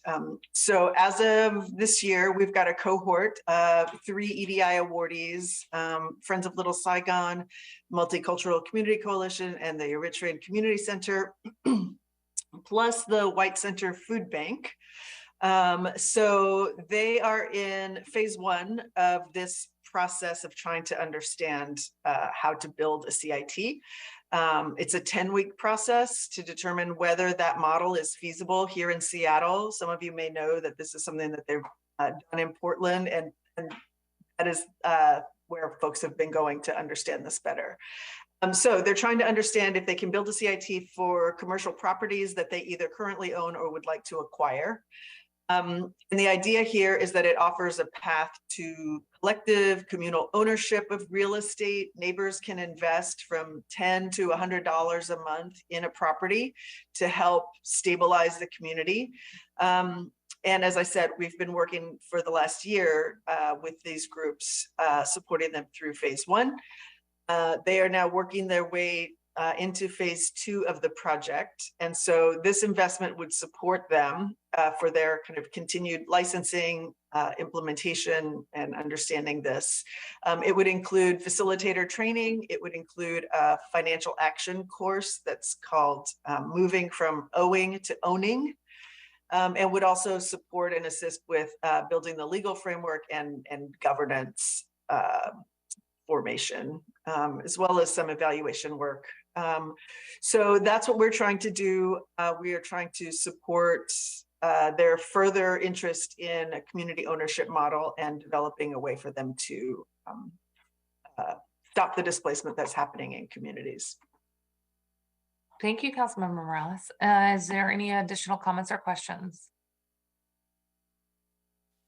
One just question for me, and Councilmember, this might be for you or maybe for central staff.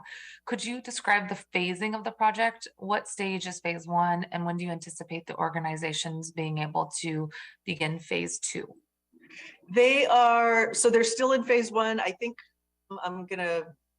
don't quote me on this, but I think they still have a few weeks of that process left. So once they're completed with that, then they want to begin the process of formation. So, understanding that transition will take some time, I think it's safe to say that early next year, they would want to begin phase 2. Thank you so much. Any additional comments or questions? Okay, thanks, Councilmember. Let's move on to the next one. OPCD 2A1 is sponsored by Councilmember Peterson with Council Members Herbold and Sawant.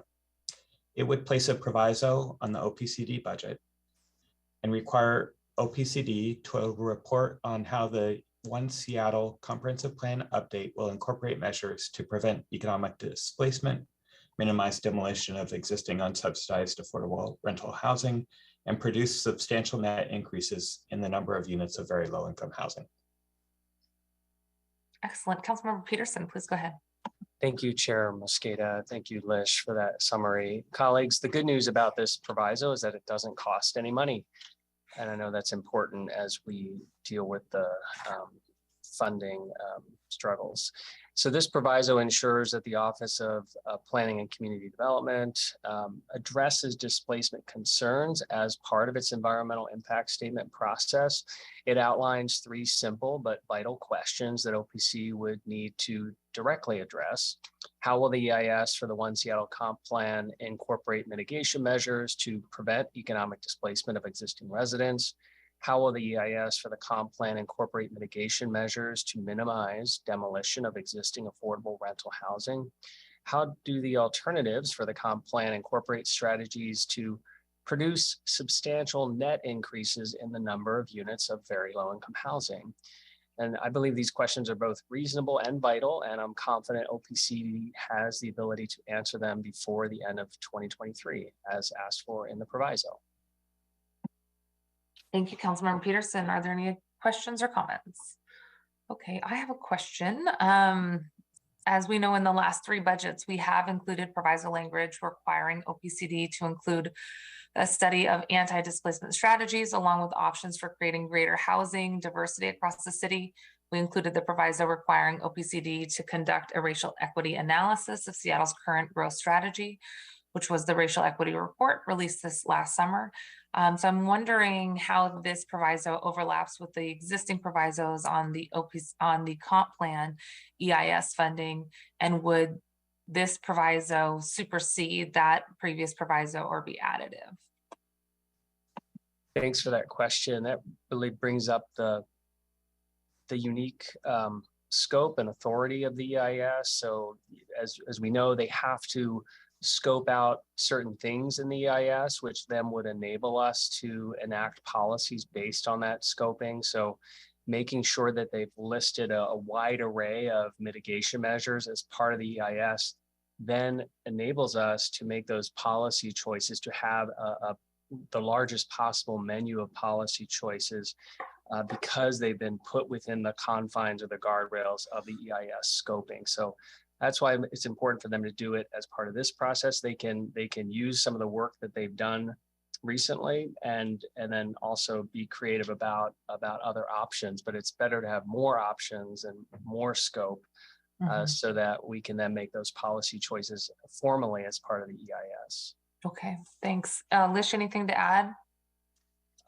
Just that OPCD is currently toiling away, trying to complete the scope of the EIS and should have a report out in early November. Okay, it will be out before our budget is concluded then? Yeah, it should be. Like next week, early November, or? I heard early November as of yesterday, so Thank you, Councilmember Peterson. All right, I'm not seeing anything else on this. Let's continue on. Agenda item number 6. Madam Clerk, could you please read agenda item number 6 into the record? Agenda item 6, Office of Sustainability and Environment for briefing and discussion. Thank you. Hello, Yolanda. Hello, Yolanda Ho, Council Central staff. We will begin with OSC 1A1. This is sponsored by Councilmember Morales and co-sponsored by Councilmembers Strauss and Lewis. This would add 2.5 million general fund in 2023 and 2 million general fund in 2024 to the Office of Sustainability and Environment to support clean energy pre-apprenticeship and green building apprenticeship programs. Of the 2023 amount, this includes a one-time addition of $500,000 to increase funding for the existing clean energy pre-apprenticeship scholarships, so that the total would increase from 1 million to 1.5 million. Just noting that the proposed budget includes 1 million in ongoing Jumpstart funds for this effort, as recommended by the Green New Deal Oversight Board. But also provide ongoing funding of 2 million in 2023 and 24 for state registered green building apprenticeships. Funding may be used for program development and implementation, and also to support program participants. And finally, the budget action would also impose a proviso on the $2 million for the green building apprenticeships to ensure that the funding is used as intended. Thank you. Councilmember Morales, please go ahead. Thank you. Well, I think Yolanda summarized this pretty well. So I don't have a whole lot to add except to say that the existing clean energy pre-apprenticeship program and the state registered programs are things, for example, there are many, but for example, are already offered through South Seattle College or the Construction Industry Training Council of Washington. So my office has been in communication with partners in labor to make sure that this opportunity results in long-term, well-paying careers for participants in this pre-apprenticeship and apprenticeship programs. And the idea here really is to create a bridge between the pre-apprenticeship and careers. So the intent here is after 1 year in the pre-apprenticeship program, people would be able to graduate to the apprenticeship program. One thing I will say is that we've heard from our labor partners that the funding needs do exist and that they should be directed to state registered apprenticeship programs and scholarships. So not sure, I heard Yolanda say it, but I'm not sure that it's actually in the CBA language.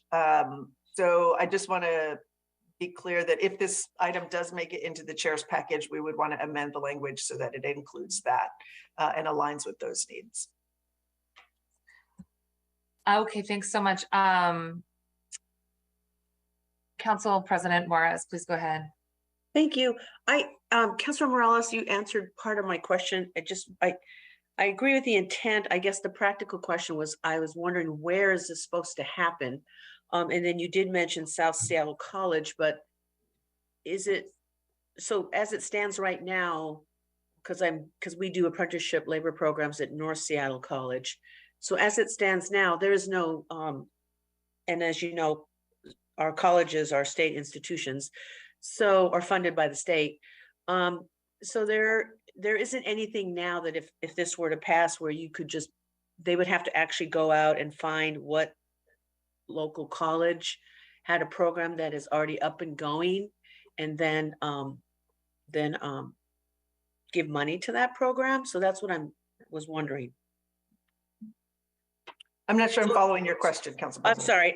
I guess what I'm saying is, so just in a practical level, does this mean OSC would have to find out or work with all local colleges in the city of Seattle to find out which have apprenticeship programs that are already working? Or is this like startup? That's what I'm trying to figure out here. So there are many existing programs already, and this would be just sort of expanding that. And then in terms of the what we're trying to create as a new apprenticeship program, there are already lots of existing programs, and we would want to be adding a green building component to what they do. So, you know, if you, and I should say that we are talking to LIUNA, to IBW, to UA Local 32. So there are existing programs, but they don't necessarily focus on, you know, the kind of green building that we are trying to support and grow. I'm not sure if I'm answering your question, but no, actually, well, you kind of are. I understand IBW and labor. I get it. What I'm getting at is, and I apologize for not being more specific. Basically, what is the structure for the apprenticeship program? Where would they be housed, like physically housed? Like, you're saying South Seattle College has a program that's up, and if this were to pass, this money could be shared with South Seattle College? Sure. Apprenticeship? Okay. And I'm not trying to limit to any one particular place, but there are existing places that do these sorts of work already. And so, you know, that could be a place to start anyway. Thank you. Thank you. Councilmember Sawant, please go ahead. Thank you. I just wanted to say I'd like to be added as a co-sponsor to this.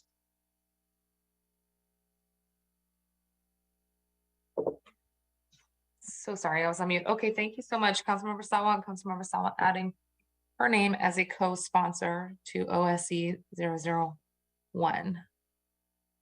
Any additional comments or questions? I could just add in terms of ahead, Council President's question, OSC and FAS, or Finance and Administrative Services, earlier this year, in terms of the pre-apprenticeship program, was they issued an RFP for organizations to provide proposals to the city to provide these scholarships, right? So this, I think the intent here may be to, in addition to the scholarships, as the sponsor mentioned, there may be some program development to add a green building component. So I think the pre-apprenticeship program is also somewhat like that. I think some programs are just getting started up based on that funding, but the idea is that it would support individuals who are participating in these programs, as well as the programs themselves, if additional kind of qualifications were needed to be, you know, supported through those programs. So, so there is an existing model at this point that OSC and FAS have jointly worked on. And so I think the intent would be to kind of build upon that to expand to the apprenticeship programs. Okay, thanks. Council President, any follow-up on that?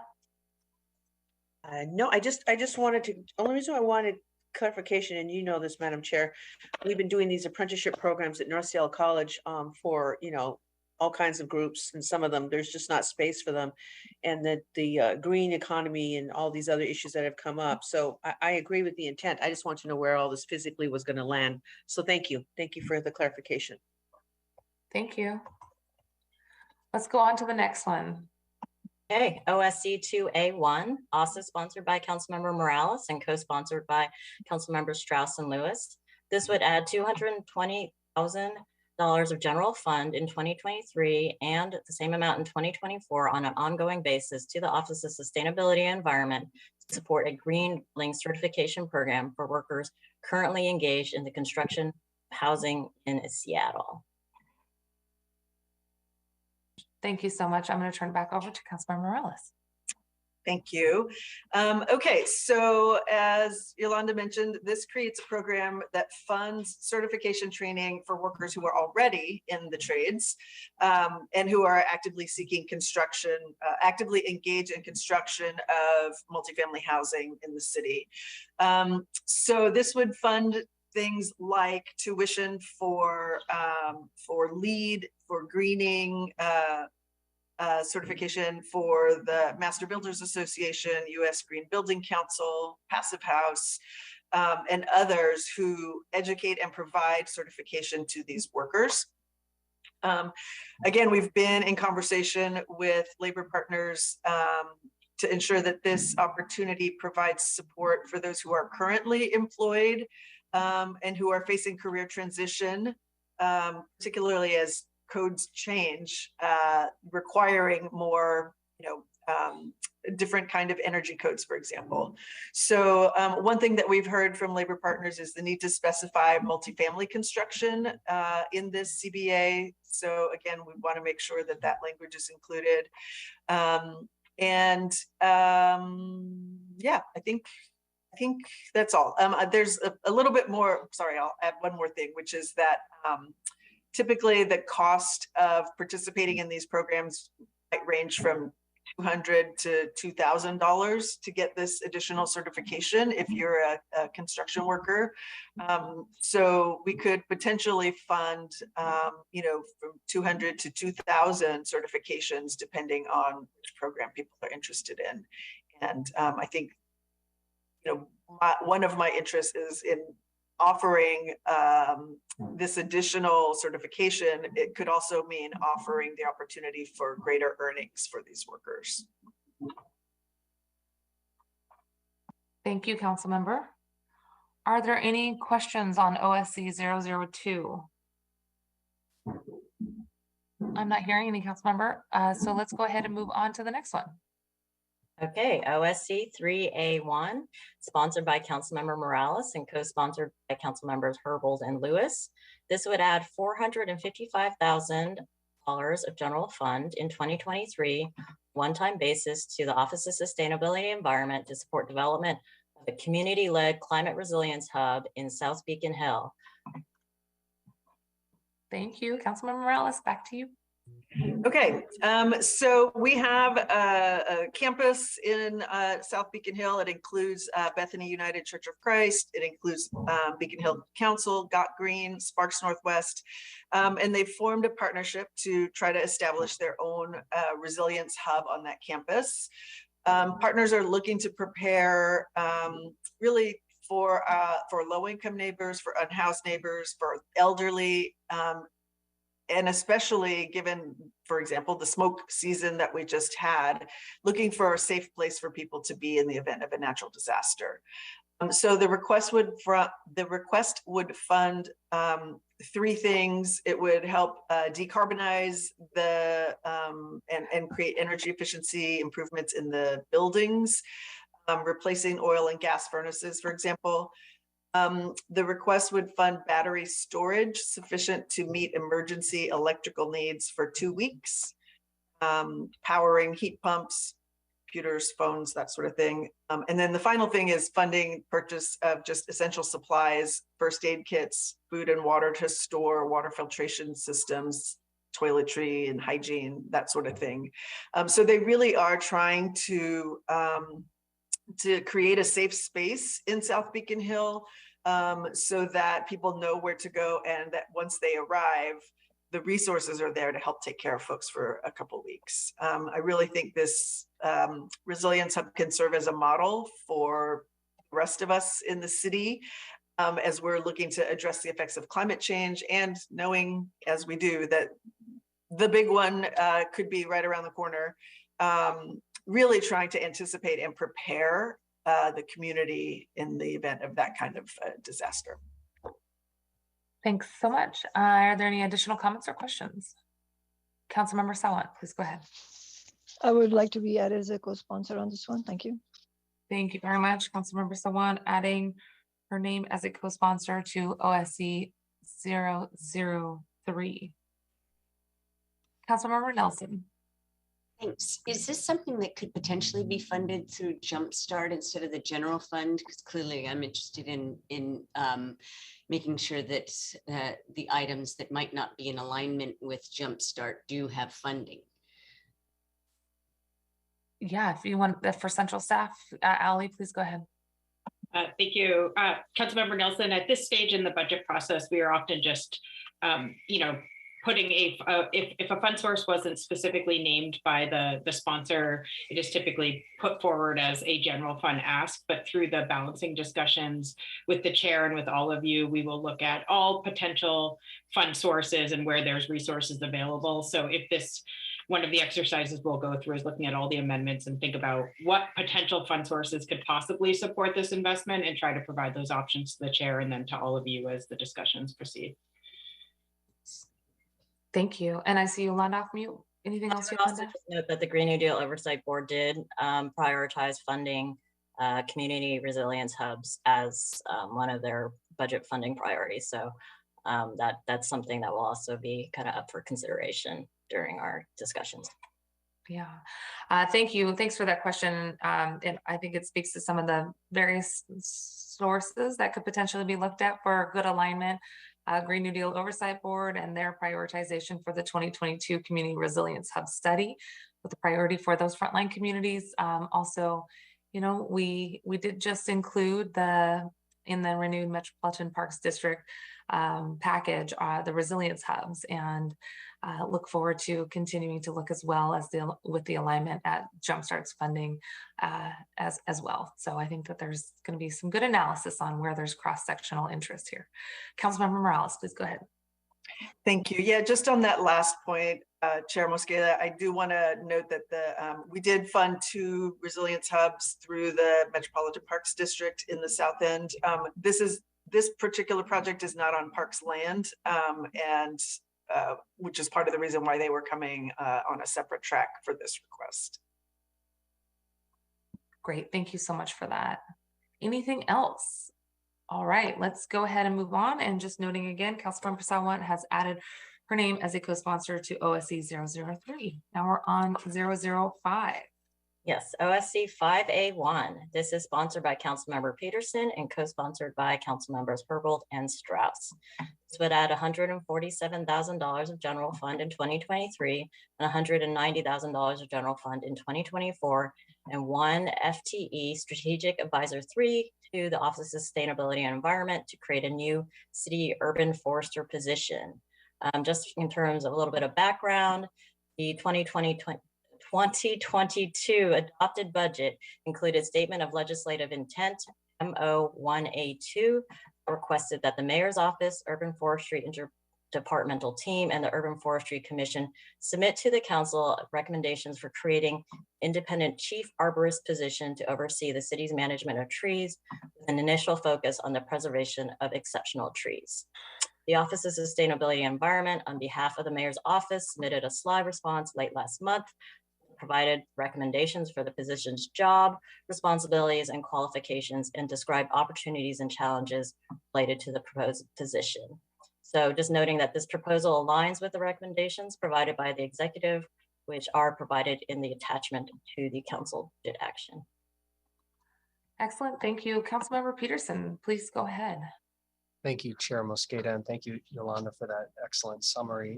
Colleagues, when the Mayor's Office responded this year to our SLI from last year, They explained well the rationale for creating a new position within the Office of Sustainability and Environment called City Urban Forester, formerly referred to as Chief Arborist. The position is also consistent with direction from the city auditor as far back as 2009.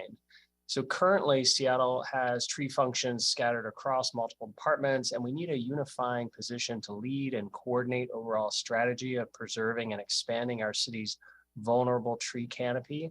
Over the last few years, Seattle has lost 255 acres of trees. Yet a healthy urban tree canopy, as we know, it's with its cooling shade and carbon sequestration, drainage control, and public health benefits, can increase our city's adaptation and resilience in the midst of climate change, and can address decades of environmental injustice of disparate quantities of forest canopy by neighborhood. So I appreciate my initial co-sponsors, Councilmember Herbold, as well as Councilmember Strauss, who continues to lead on several tree-related issues. I'm very thankful for the executive's interdepartmental team for working well with the Urban Forestry Commission to produce what is essentially a job description and statement of need. So now it's up to us to fund it. Thank you for enabling us to follow through on this important environmental issue if we are to fund this position. Thank you. Thank you very much, Councilmember Lewis. Thank you, Madam Chair. I would like to add my name to this. Thank you so much. Is there, oh, excuse me, Councilmember Lewis adding his name as a co-sponsor. Councilmember Nelson. Councilmember Peterson, do we no longer have an arborist, a city arborist? We do not have a central unified position. They're in various departments and they work in the field primarily. So we have them in SDCI, SDOT, Parks, but there's no unifying strategic person. Got it. Okay. I know about the SDOT one. Okay, I would like to be added as a co-sponsor, please. Okay, thank you, Councilmember Nelson. Councilmember Nelson adding her name as a co-sponsor.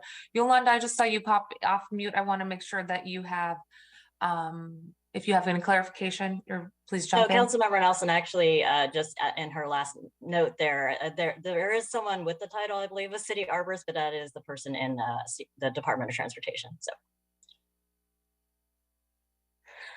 Wonderful. Thank you so much. Councilmember Sawant, please go ahead. Please add me as a co-sponsor on this amendment. Thank you. Okay, thank you very much, Councilmember Sawant. Councilmember Sawant adding her name.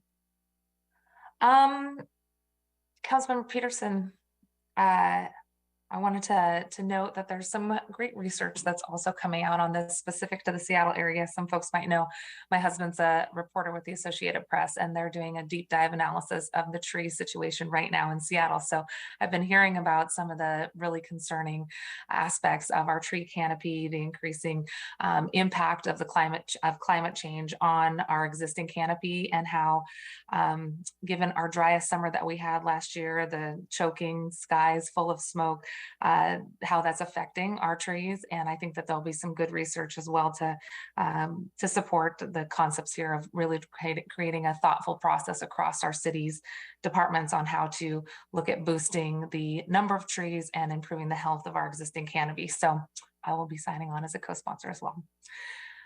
We have Councilmember members Mosqueda, Nelson, Sawant, and Lewis as co-sponsors here. Okay, let's move on. Okay, still on the topic of trees, OSC 301A1, sponsored by Councilmember Strauss and co-sponsored by Councilmembers Peterson and Herbold. This statement of legislative intent would request that the Office of Sustainability and Environment collaborate with the City Budget Office and Urban Forestry interdepartmental team to report on the city's funding and expenditures for tree planting, stewardship, and other related activities. Just noting for background that 9 departments have a role in managing Seattle's urban forest, making it difficult for the public to have a comprehensive understanding of the city's investments in maintaining and enhancing this resource. In addition to providing information about funding and expenditures, this report requests that departments determine if additional resources are needed to complete the actions described in the city's 2020 Urban Forest Management Plan. And this report is requested to be submitted to the Land Use Committee on June 1st. Thank you so much. I'm going to turn over to Councilmember Strauss. Thank you, Chair Mosqueda. To your previous comments, one thing that I've found when helping to follow up with resident notification that when illegal tree cutting has occurred, that the penalties don't go to planting, or stewarding trees. So currently when the illegal tree cutting occurs, penalties are levied against the homeowner. The dollars received go to the general fund. These dollars should be used to address our tree canopy goals, planting, and stewarding of trees. This amendment would create a mechanism of tracking these dollars so we can ensure penalties for illegal tree cutting do fund the replanting and stewarding of trees. Yolanda, I may request that we make the report date due earlier, and everything that you shared was completely spot on. So just want to make sure that if we levy penalties for illegal tree cutting, that those dollars are then used to plant trees. Thank you, Chair. Thank you, Councilmember Strauss. Councilmember Lewis, please go ahead. I would like to be added to this amendment as well, Madam Chair. Okay, thank you very much, Councilmember Lewis. Councilmember Lewis adding his name to OSC's 301. And thank you so much, both to Councilmember Strauss and Councilmember Peterson on this topic. I wanted to ask, and perhaps this is for the sponsor and or central staff, in this one and the previous amendment, is there a focus as well, specifically on communities of color that have seen higher amounts of paving over green space historically? Is there an emphasis here to try to look through an equity lens at certain geographic regions of our city? Chair, really great question. That's actually going to come up in one of my future amendments tomorrow under SDOT, where I'm requesting dollars to be spent to plant street trees, focusing on the equitable framework, so that areas of our city that have less canopy are focused on first. And so these all three of these kind of go in sync with each other, right? Where if these dollars from illegal tree cutting were tagged as I'm requesting within our financial accounting software, then those dollars could have paid for Councilmember Peterson's primary request for a citywide arborist, and then also added to the funding that I'm asking for from colleagues and yourself to address street tree planting. So there are many branches to providing a larger tree canopy and meeting our tree canopy goals. Great, thank you so much, and a profound need out there. So thank you both for this incredible work. All right, let's keep going. I could also just add, yes, Chair, please. that the recent update to the urban forest management plan very much centers on equity and racial equity in particular. So that's why I think all these do kind of have that shared alignment of really advancing environmental justice and racial equity. Great, thank you so much. All right, so I think, are we on our last OSC one? Yes, OSC 510A1. This one is sponsored by Councilmember Morales and co-sponsored by Council President Juarez and Councilmember Sawant. Thank you.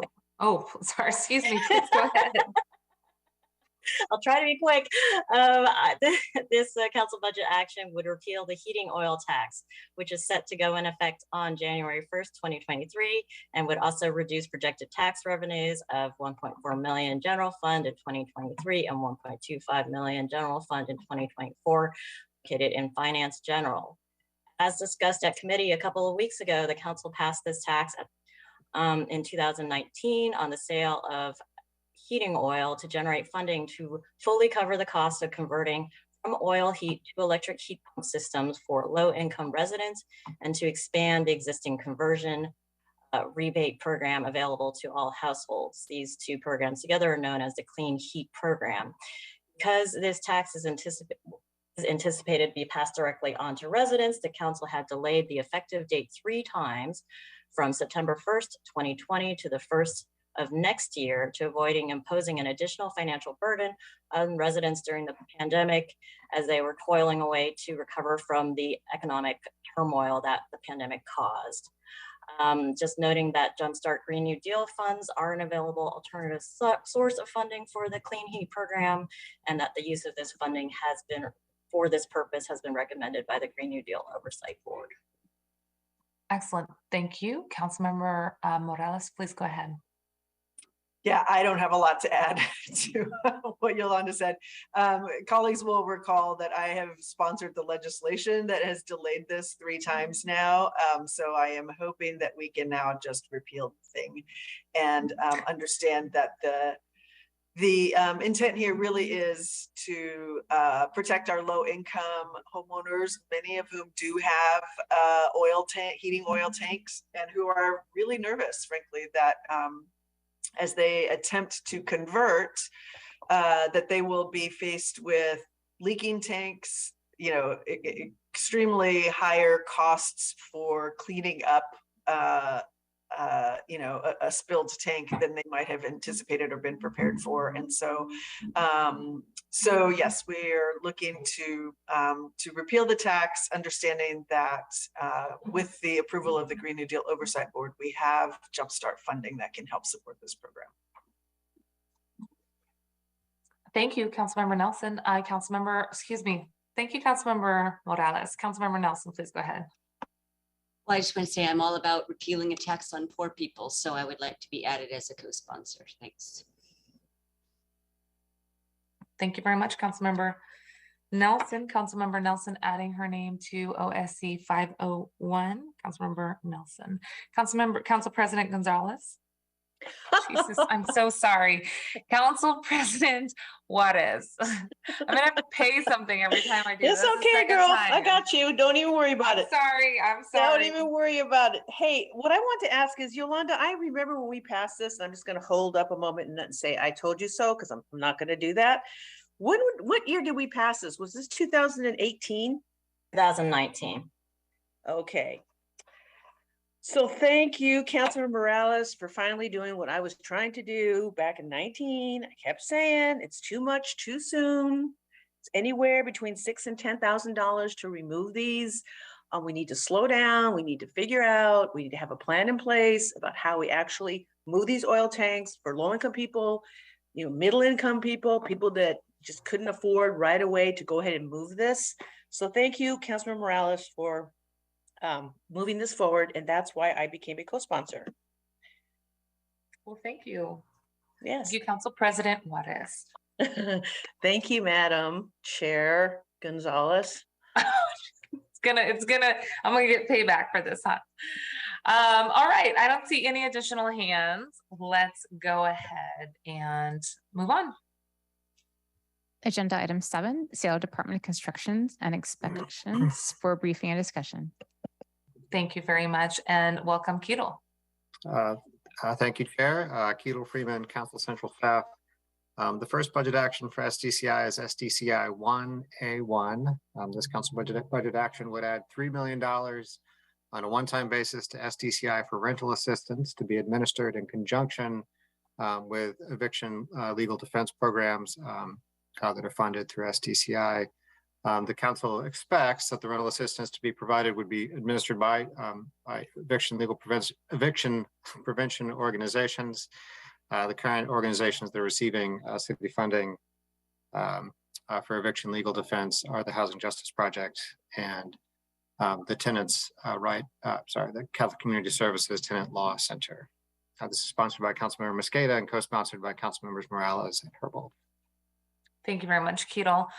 Colleagues, I want to just call out the important work of the Housing Justice Project that was just noted. They have been reaching out to our office about this need and having conversations with Erin House. Thanks to Erin for her work on this. There has been a sharp increase in eviction cases over the last few months. We knew that this was a really pressing issue during the pandemic, but I think there's this desire to think that the pandemic is over. It is not. Neither is the impact of eviction cases as people think that we are, quote, returning to normal. So the Housing Justice Project is working with about 100 households per month right now. A lot of these cases are involving small amounts of money, and there is a need for flexible emergency rental assistance funds to stop these evictions and prevent more families and individuals from falling into homelessness and creating greater housing instability in our city. The Housing Justice Project is seeing cases recently where just a couple $100 would have helped households prevent them from getting evicted. The Housing Justice Project estimates that $3 million could help stop most of the evictions we are currently seeing throughout Seattle.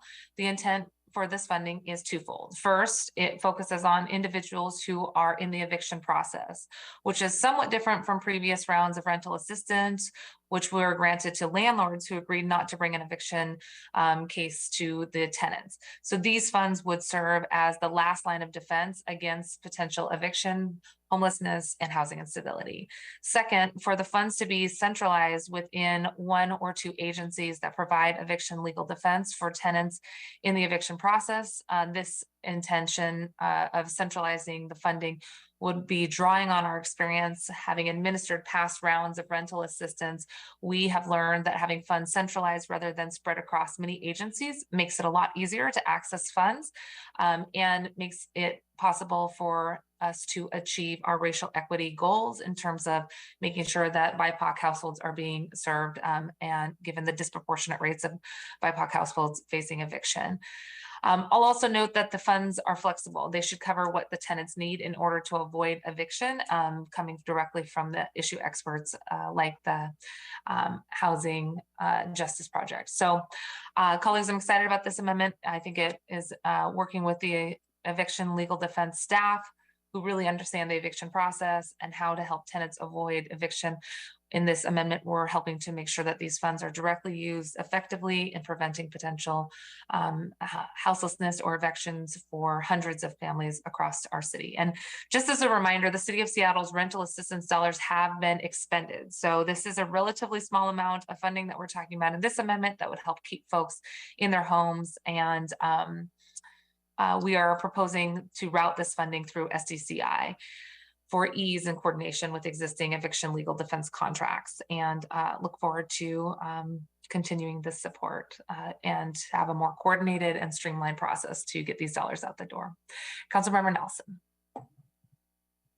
So I don't think that $3 million is a relatively small amount. I think it's on top of 1.2 already, but my point is that if we have this much money, why aren't we just providing vouchers? Because eviction is usually the result of failure to pay rent. And the use of the federal funds that they got down to Seattle during the pandemic were largely focused. The majority of that money went to organizations that dispersed. And so if we have this money, it should be, I believe, direct, again, direct assistance administered by SDCI instead of through all these other organizations, because we don't really know exactly how much actually goes, actual assistance in the form of vouchers to tenants so that they can stay in their apartments. Okay, I just want to make sure we're not conflating various programs that do provide much needed assistance, and I'm going to ask Ketel to confirm this. We don't already have 1.2. We do have vouchers, but those are very limited. We get those vouchers from the federal government and they are routed through the Seattle Housing Authority. And vouchers don't help all the people that are currently in the eviction process. So I'm going to ask Ketel to add anything there or clarify anything that I've said to make sure that that's all accurate. Yeah, one thing I'd say is the 1.2 million is for eviction legal defense. So it's not for direct assistance for emergency rental support.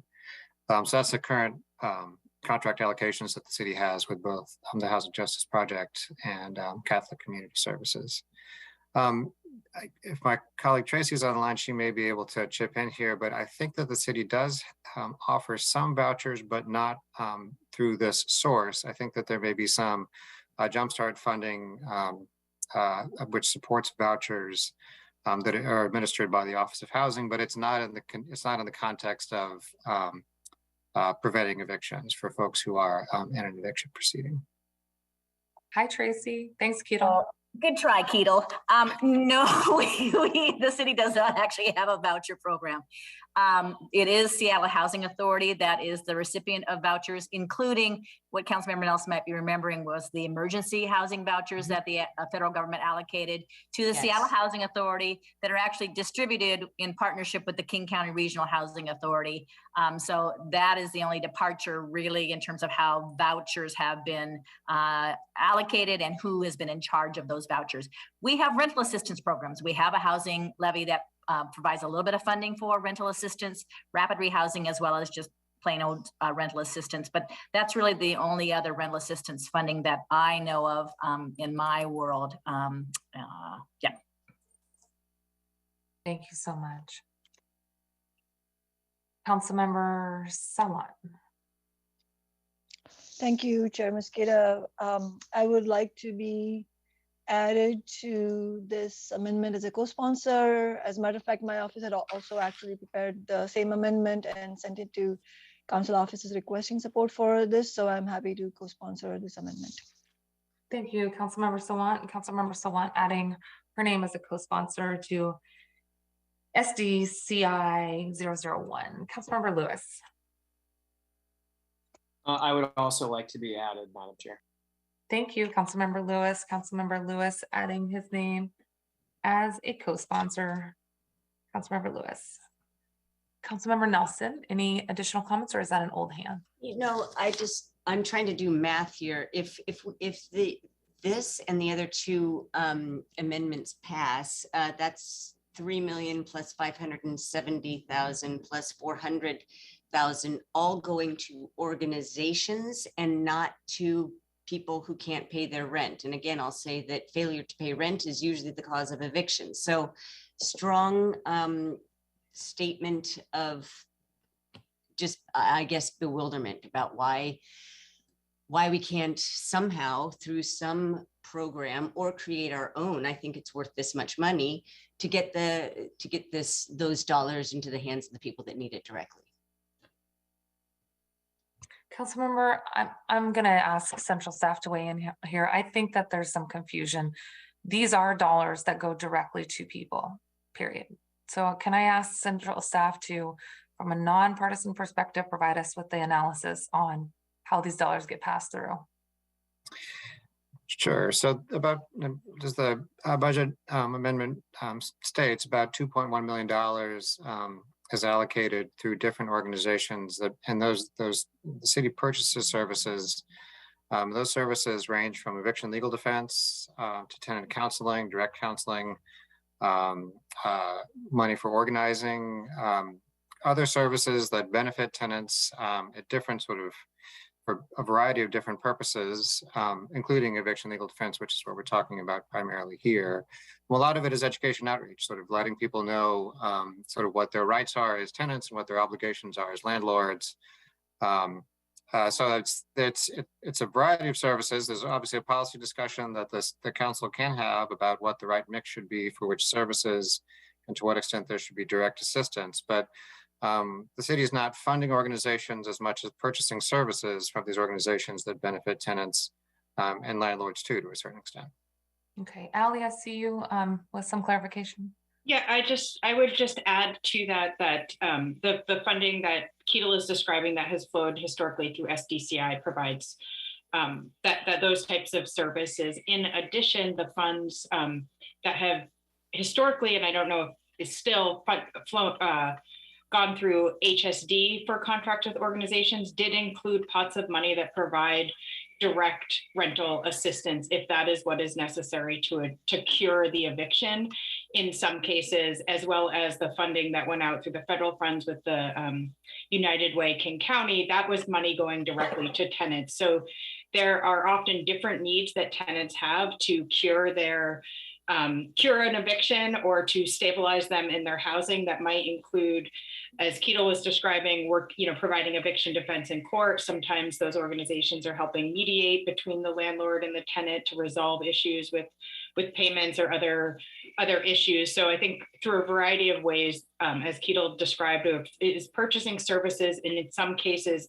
includes providing rental assistance to cure their back rent.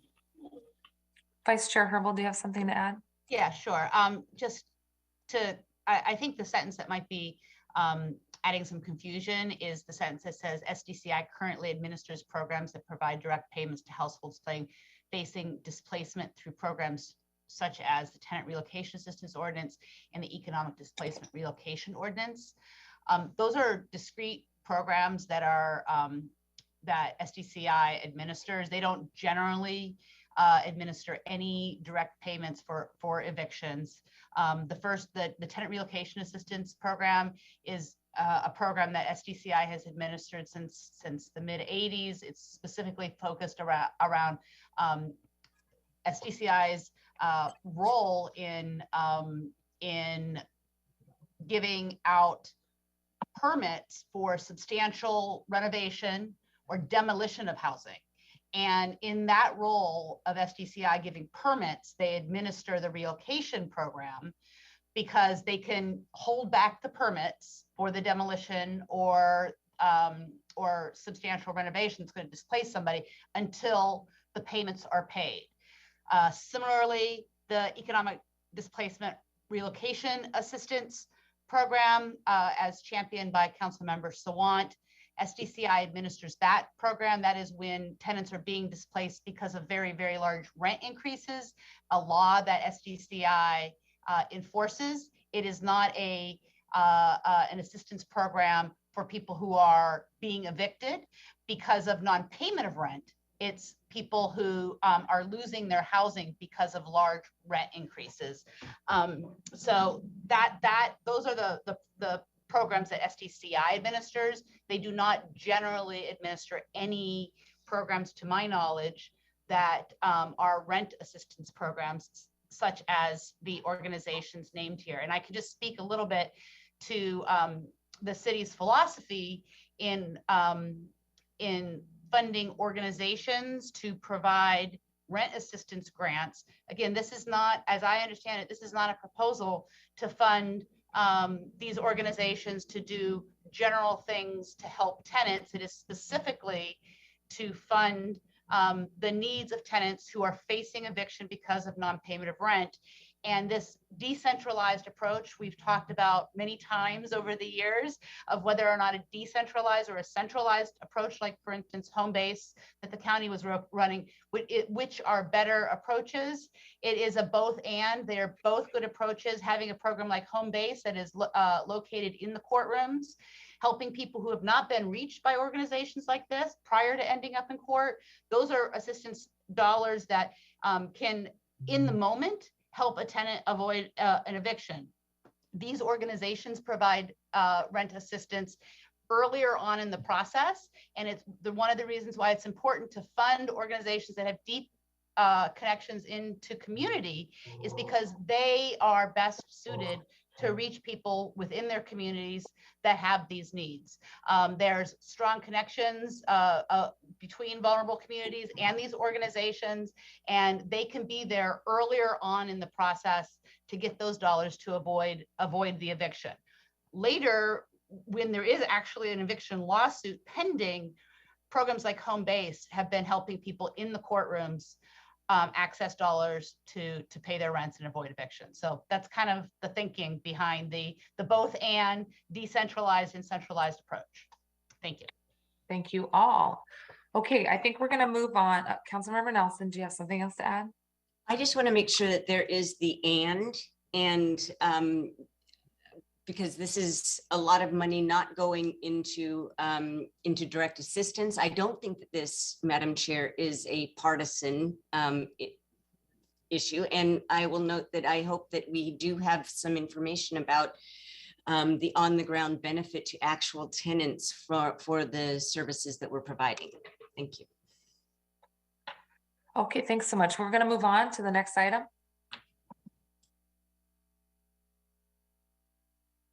All right, the next agenda item is SDCI 2A1. It's sponsored by Councilmember Sawant, co-sponsored by Councilmembers Morales and Lewis. This is also in the theme of eviction legal defense. This would add $570,000 in 2023 and 2024. So it'll be ongoing funding to SDCI for eviction legal defense. As we just discussed, there are two organizations that the city contracts with for eviction, legal defense, Catholic Community Services, and the Housing Justice Project. The Housing Justice Projects as the larger contract. That contract anticipated serving 300 clients. They have had more than twice that many in 2022. Thank you so much. Councilmember Sawa. Thank you, Chair Mosqueda, and once again, apologies to the council and members of the public who are watching. I'm unable to be on camera because of technical issues that I'm still trying to resolve. Just in reference to the questions that Councilmember Nelson was asking and the discussion with the previous amendment, just to clarify, when renters face eviction, they are sent to court, they meet an attorney, hopefully from the Housing Justice Project, which is funded by this type of amendment that we're discussing right now. And then the Housing Justice Project attorney helps the renter get connected to rental assistance funds to pay off the back rent, if that's the situation they're facing. And so just to clarify, in the previous amendment, the dollars go to to fund people to pay rent. This budget amendment that we're discussing right now would fund the crucial work of the Housing Justice Project of the King County Bar Association in preventing evictions in Seattle, or in other words, eviction defense. This year, 2022, is the first full year that renters in Seattle will have had the right to legal counsel when they face eviction, city funded because of the legislation sponsored by my office and approved by the council in March of last year. And it is really helping people in their homes. I mean, keep people in their homes. The numbers are really just strongly confirming the need for having passed that kind of law, and also for ensuring that this funding exists. So I think that this budget amendment is extremely important if you want to make sure that we're keeping vulnerable people in their homes and they're not put into much worse situations, including potentially actually having unsheltered homelessness. The Housing Justice Project has reported that more often than not, they are able to prevent an eviction when they defend people facing eviction. So just having the trained attorney there with you is a make or break situation for renters. However, last January, the mayor shamefully ended the eviction moratorium, putting an unacceptable stress on those legal eviction defenders. The Housing Justice Project was contracted by the SDCI, the Department of Construction Inspections, to defend 300 tenants in eviction court this year. But as of their September report, from the HJP, they had already defended 708 tenants. HJP has identified that they will need $1.4 million to adequately defend the renters they expect to unfortunately see an eviction court in 2023. I mean, just to emphasize this point, we have seen eviction, the emergency tenant protections that were in place in this state and also in other states, in our city of Seattle that were present during the pandemic, have been rolled back. And so it's not unique to Seattle. We're seeing in metropolitan areas nationally that this problem is going to be exploding. And so it's not surprising that SJP has identified this increased need of funding in order to keep people in their homes and prevent evictions. In 2022, they were granted $830,000. So this $570,000 budget amendment makes up for that difference, for the $1.4 million that they say they need. Just to share also, just on the note of what's going to happen and what's already being seen with the pandemic eviction protections having rolled back. Less than a week ago, there was a dire report from the Bay Area, which is very comparable in terms of Seattle and its overall economic conditions. Evictions have been seen to be soaring in the Bay Area, in fact, more than doubling. And from July 2021 through June 2022, that region saw more than 6,300 eviction filings.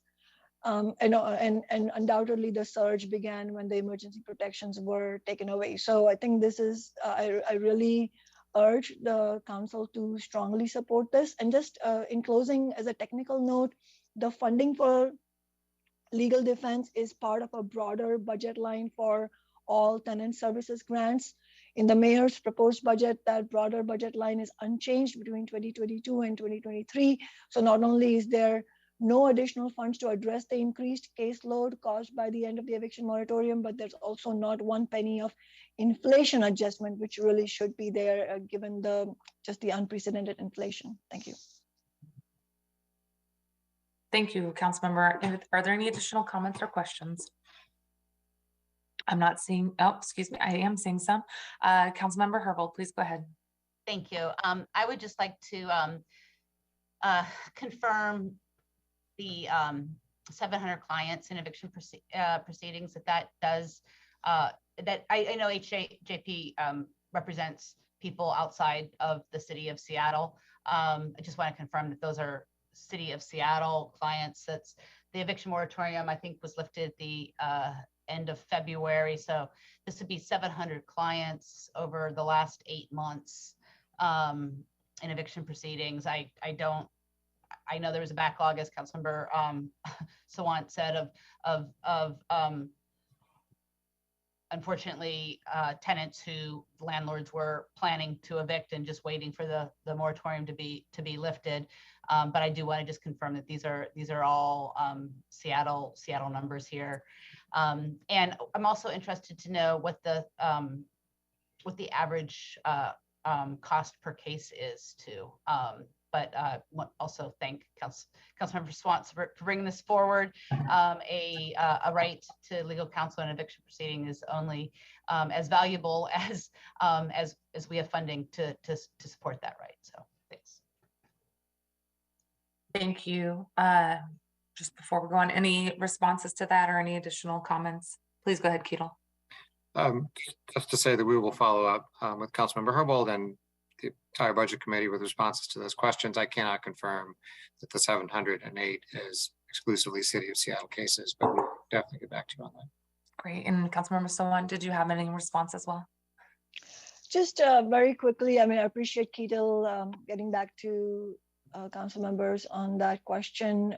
Just to clarify, the number, as council members probably already know, that was from the Housing Justice Project's report to the SDCI. You know, obviously they're required to submit those reports as part of the grant. So I'm not sure if that report has already gone to all council members, but I'll make sure my staff do forward that, or central staff can do that. And yeah, I'm also not aware of what the cost per case is, but hopefully we can get those responses. I will say though, just to reiterate that even if we found out that that SJP is serving King County as a whole and that they cannot delineate which tenants were in Seattle or not, or maybe they weren't tracking that. I don't know whether they were or not. Maybe they're watching this and they'll give us clarification. I just wanted to say from a policy standpoint, from the standpoint of what I would like to see, that I hope that we don't make the support for this funding conditional on where the tenants are located, because this is a region-wide crisis and the HJP is doing exemplary work, and it is imperative. As I said, having the trained attorney there makes all the difference in your life and of your children especially. So I feel like if we take our responsibility as city council members seriously in terms of doing our best to prevent any further crisis for our renters and their families, then it really shouldn't matter where the families are located that they're supporting. If it is working, then it is a worthy cause to keep funding. So yeah, I'll just leave it there. Thank you. Councilmember Nelson. Well, I think it is important to know whether or not we're actually benefiting our residents. So I appreciate that question being asked. And we do need to know how much each case costs to litigate. Very important questions, because what we're doing here is we're passing money through to pay for staff instead of paying the rent of people who are about to be evicted. So I'm just wondering, this is an offline conversation, if there's any appetite for or ability to ask these organizations to just give the tenants some money so that they are not evicted. I have to correct the conversation here. I'm gonna again ask central staff, and when I say nonpartisan, it's because they do an independent analysis that is not influenced by any council member's opinion or preference. In the response that we just had in the previous discussion, the explicit answer was these dollars are passed through for services, meaning that these are trusted community partners who help get into communities who, on the ground level, who are reaching people and providing direct assistance. So I want to make sure that there's not a misunderstanding about what the previous amendment did. And I don't want that to be conflating with what we're trying to provide here with Councilmember Sawant's amendment, because I do think that there is important role that these community partners are playing. We are not padding any organization. We are providing direct assistance in the previous amendment. And I will ask Councilmember Sawant to respond to your direct question about this amendment, but I just don't want that to be the misunderstanding and misinterpretation as we walk away. Councilmember Sawant, I see your hand up, and I see Keatle off mute as well. Do you want Councilmember, do you want central staff to respond first? Sure, Keatle can go first. Yeah, I mean, I just, by way of clarification, I think this is a distinction that that the committee understands. This budget action would add additional funding for eviction prevention services, so legal defense.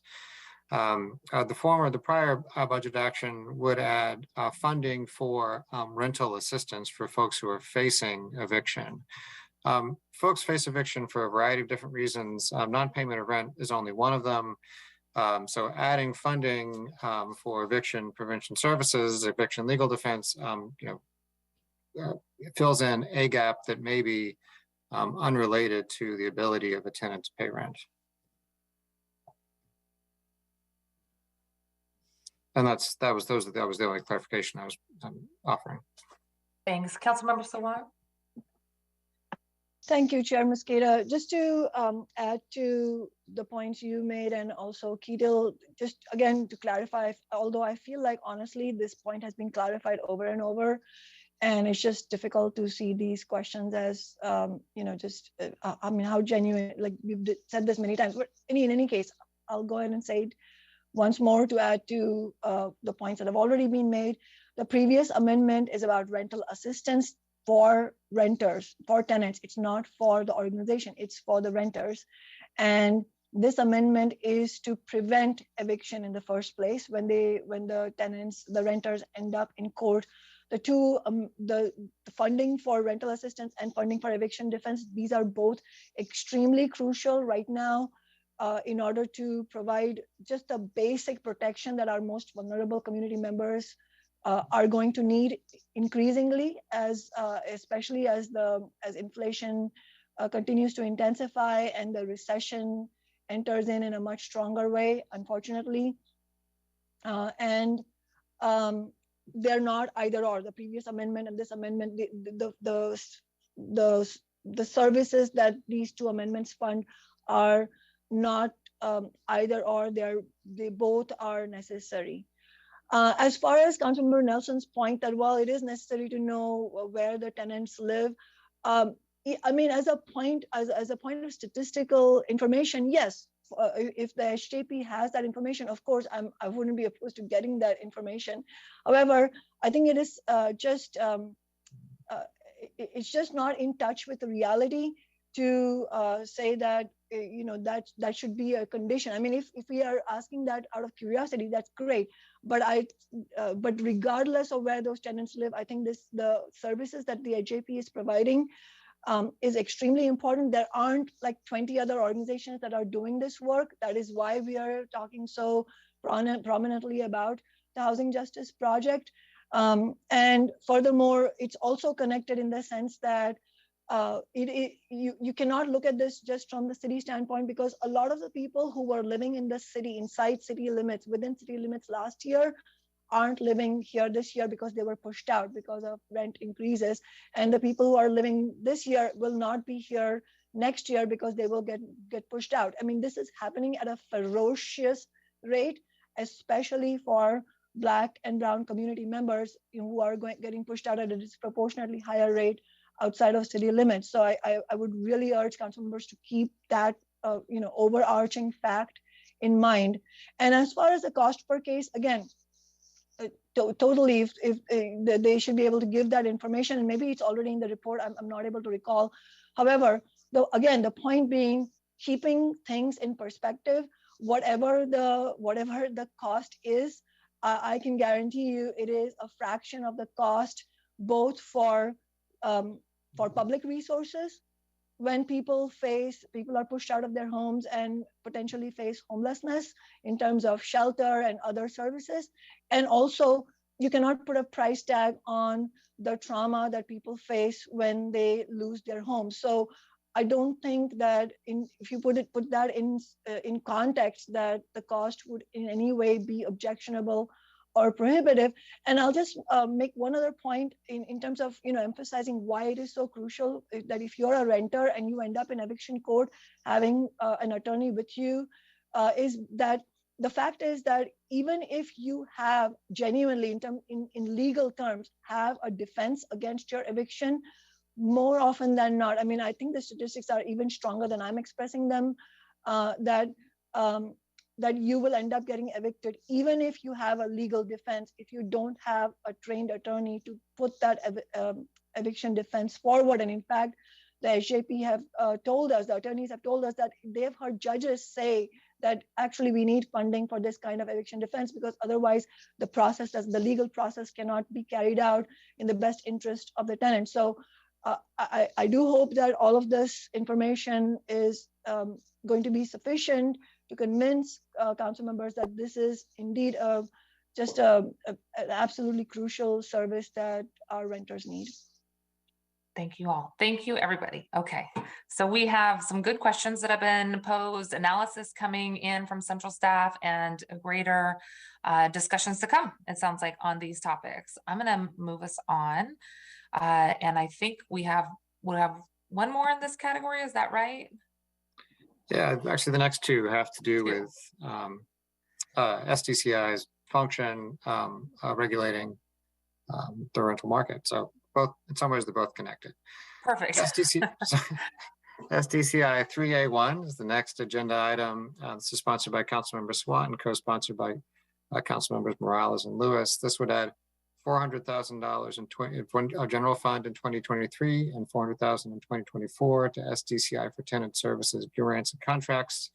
This would be grants and contracts to organizations such as the tenants union that provides counseling, education, and outreach. This is an ongoing ad. And that is the introduction to it. Thank you so much. Councilmember Swat, you're back up. Thank you. This budget amendment would fund the crucial work of the tenants union, which is funded out of the same tenant services grants budget line that I mentioned that is in the SDCI as the previous budget amendment. So just like in the previous budget amendment, the tenants union find themselves perpetually understaffed to meet the needs of renters in Seattle. They run a call line to answer renters' questions, and they also have organizers that help renters organize in their buildings when they and their neighbors are facing more generalized abuses by their landlords. And it's unfortunately far from an uncommon situation that renters find themselves in, sorry. For example, the Sustainability and Renters' Rights Committee this year heard from a group of tenants at the Matkin Apartments on Capitol Hill. These renters, many of whom are seniors living in the same building for decades, suddenly found their housing upended this year when their longstanding landlord passed away and the building they call home was put up for sale.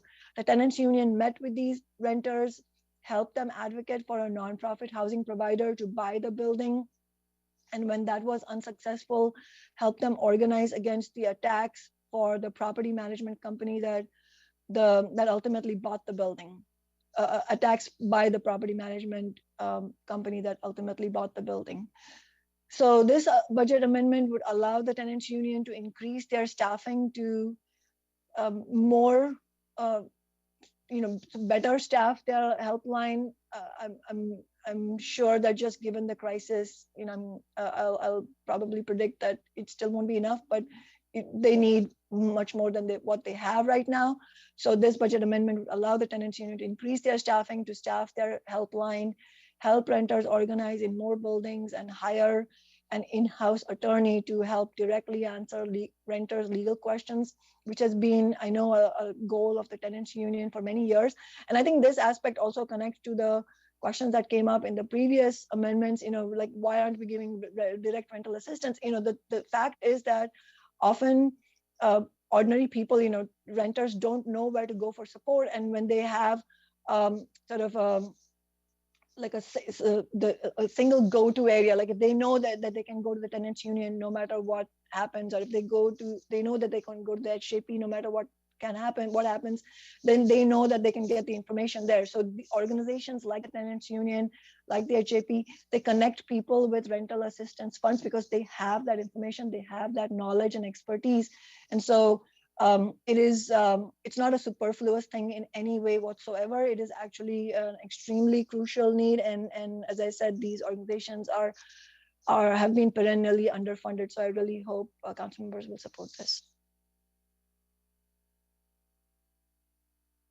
Okay, thank you, council member. I am not seeing any additional hands on this one. So let's go to the last item in this category. All right, the next item is SDCI 4A1. This is sponsored by Councilmember Strauss and co-sponsored by Councilmembers Herbold and Lewis. This would add a position and funding for that position in 2023 and 2024. The position would be added to SDCI's Property Owner and Tenant Assistance Group. It's technically a code compliance analyst position. These positions, among other things, maintain the city's Renting in Seattle webpage and also provide education outreach to landlords and tenants. Thank you. Councilmember Strauss, please go ahead. Thank you, Chair. In the vein of this entire conversation, this property owner and tenant assistance group code compliance officer is the person in the city that can help both tenants and landlords navigate and understand state code, city code, federal code regarding their obligations.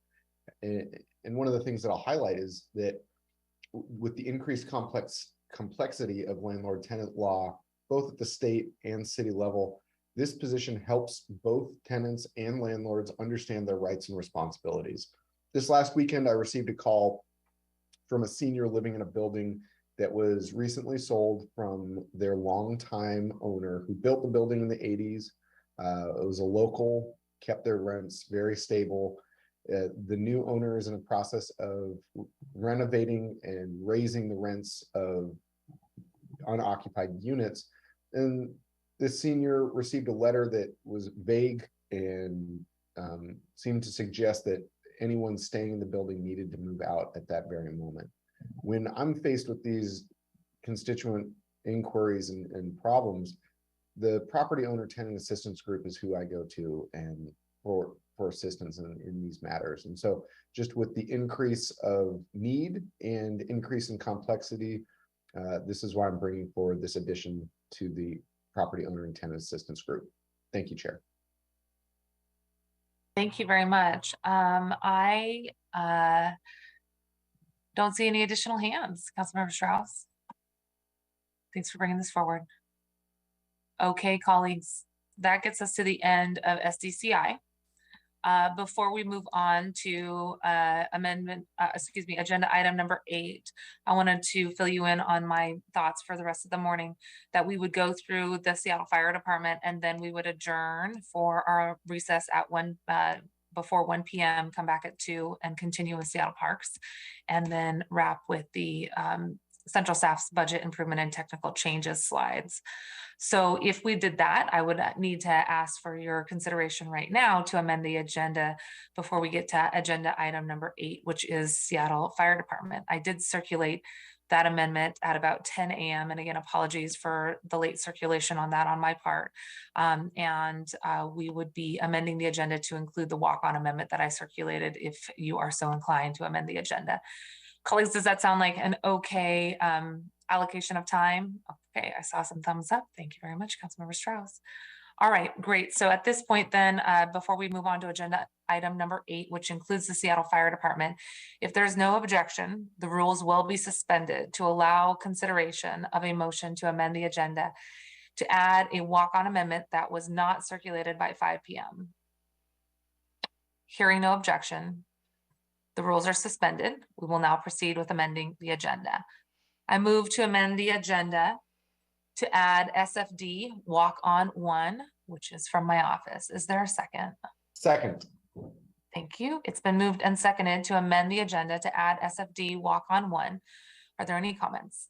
I will comment. Apologies again. I'm trying to follow my own rules and really appreciate you all doing the same. I've already seen some amendments being circulated for tomorrow. So thanks so much for that. Any additional comments? Hearing none. Madam Clerk, will you please call the roll on the adoption of the amendment? Councilmember Strauss, Yes. Councilmember Herbold, Yes. Councilmember Juarez,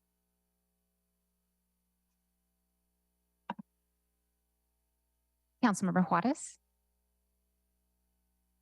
Councilmember Lewis, Yes. Councilmember Morales, Yes. Councilmember Nelson, Aye.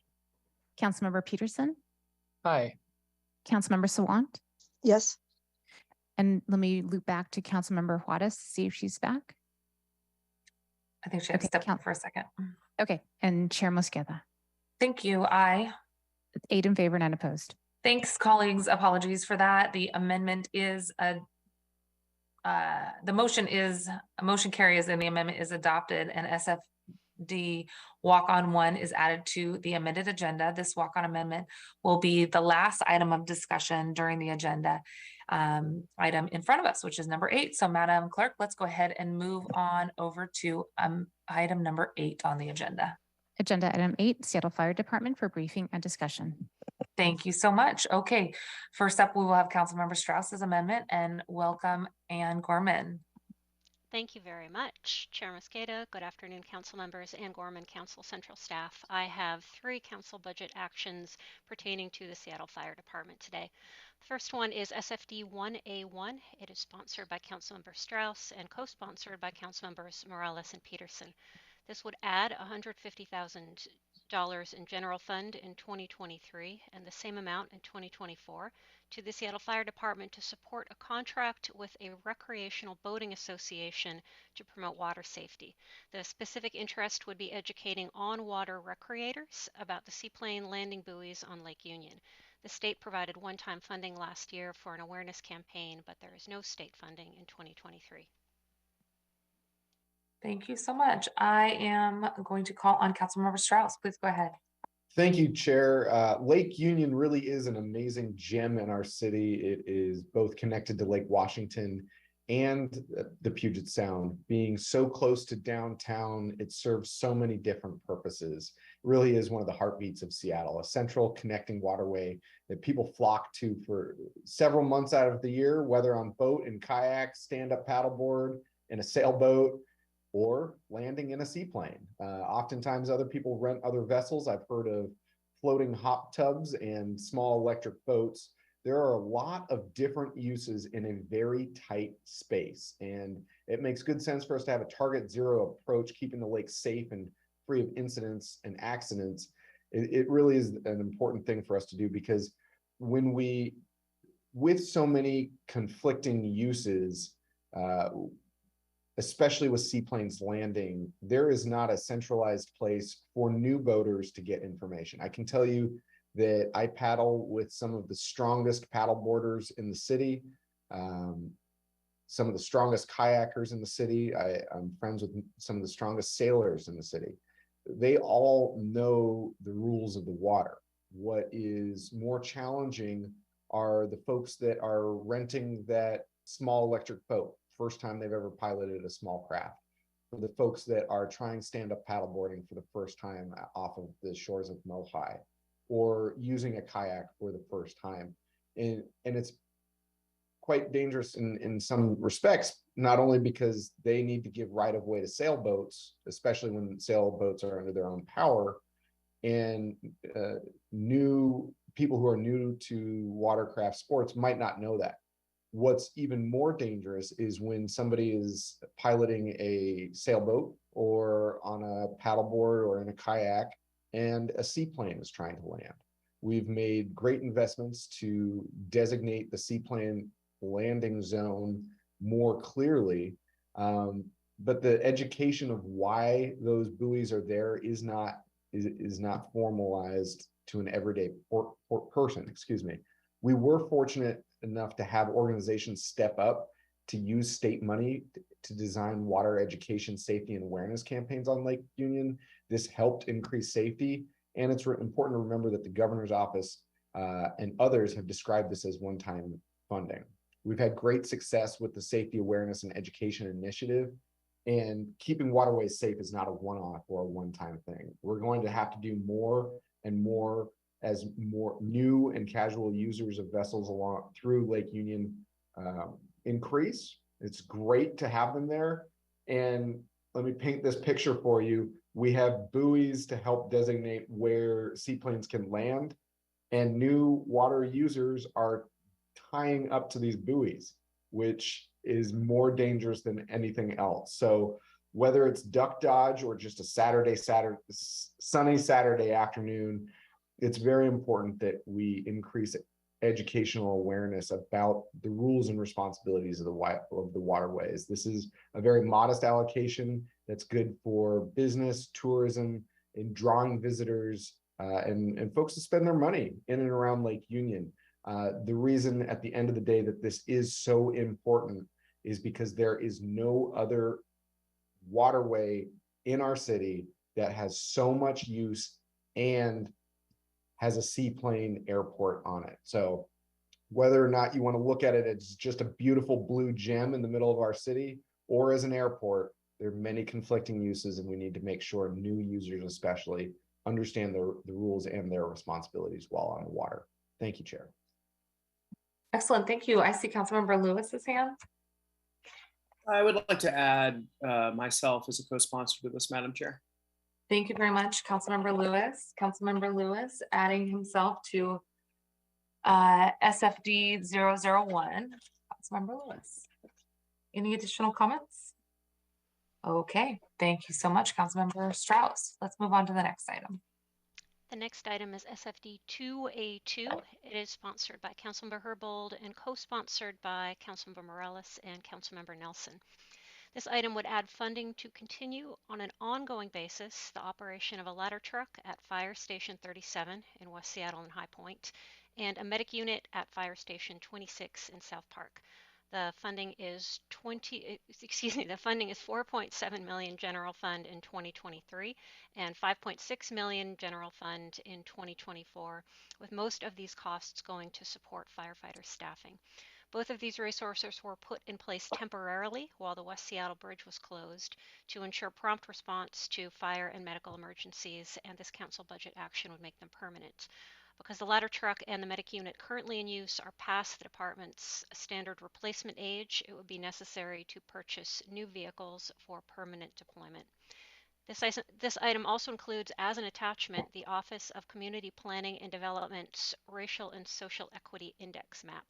This map shows that the anticipated impact of maintaining the current investments permanently would have equity impact in a geographic area that OPCD has identified as having high priority for a city planning program and investment. Thank you very much. I'm looking at Councilmember Herbold. Please go ahead. Thank you so much. Appreciate that description, Anne. Just want to emphasize some points that we received from the City Budget Office. But before doing so, I do want to again publicly thank Chief Scoggins for him acting so quickly in March of 2020 and putting these units in place with the closure of the West Seattle Bridge. That was incredibly important to constituents on the peninsula and South Park that he did so. And as a result, I think we have some really good data about what would happen if we lost that infrastructure. So by removing the medic unit from Fire Station 26, paramedic response for advanced life support residents would go from an average of 4 minutes and 27 seconds to 12 minutes and 33 seconds. In comparison to other paramedic response times by station area, this would be the longest response time as compared to all station areas in the city. The ladder truck would go from an average of 1 minute and 54 seconds to 3 minutes and 56 seconds in the south end of West Seattle. This would result in Station 37 having the 8th highest average response time, and nearby stations 26 and 11 having the longest response time in the entire city. The response times map shared by the budget office in the Q&A really show this stark impact and show how these response times are far longer than accepted standards. The neighborhoods where response times would increase are listed as well in the city's race and social justice equity index as higher disadvantaged areas. And the removal of the medic unit would also increase response times in the southern parts of District 2 in South Seattle. That is, you can see that in the email I sent to council members at 10:45 last night, which also included the support letter from President Stewart of Local 27 and real life stories of SFD Ladder 13 and Medic Unit 26 helping District 1 residents. Just two quick excerpts. One person writes, during COVID, my now 9-year-old started having seizures. Each one of these has required the team on Medic 1 ambulance to administer a higher dosage of the same medicine that they carry on board. This drug and their expertise was essential to stopping his seizures and getting his brain stabilized. Each time he has required transport to Children's Hospital. The thought of having to wait 10 to 15 minutes for a medic to come from Beacon Hill or elsewhere would mean potentially life-altering ongoing seizure activity for my son. Another person writes, in November 2020, my wife suffered a sudden heart failure. It was only timely and professional response by Fire Station 37 that saved her life. Her situation was truly dictated by minutes. And just taking a look at the number of responses, Medic 26 responded to 975 incidents in 2021. Ladder Truck 13 responded to 1,037 incidents in 2021. I've provided a couple of examples, but without these units, the surrounding stations would need to pick up that workload, and that would affect a really profound number of people. Thank you.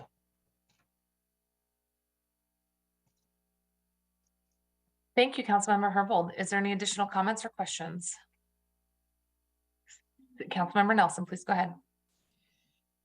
Thank you very much for sponsoring this. If I'm sponsoring this, I'm happy to support it, of course.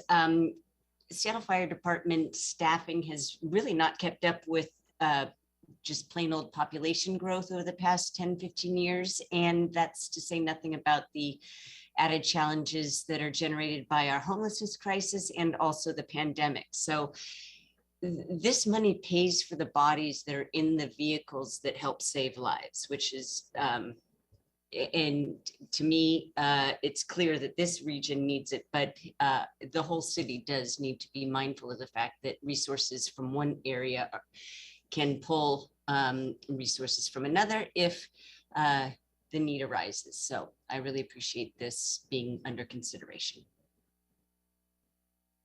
Thank you, Councilmember Nelson. Any additional comments? Okay, I'm not seeing any. Let's go ahead and move on to the next item. Finally, SFD 300A1 is sponsored by Councilmember Herbold and co-sponsored by Councilmembers Peterson and Lewis.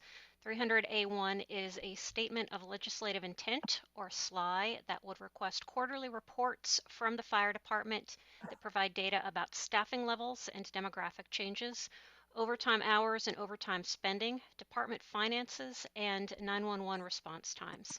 SLI responses would be due to the Public Safety and Human Services Committee. Thank you very much. I'm going to turn this back over to Vice Chair Herbold. Thank you. I'll keep it short. In August of this year, the Seattle Times reported that the Seattle Fire Department had $37.7 million in overtime in 2021. This overtime usage was a 49% increase over 2019 and the most overtime ever used in the department's history. As mentioned by Councilmember Nelson earlier, the fire department continues to have a staffing shortage and the workload has increase due to the pandemic. It is the council's responsibility to exercise oversight of departments and the use of the city's dollars. We require reporting on the use of overtime by the Seattle Police Department. And this information will give us a better sense of how much the fire department is relying on overtime in order to meet minimum staffing levels that will help inform our decision-making around how to fund vacancies and recruit classes.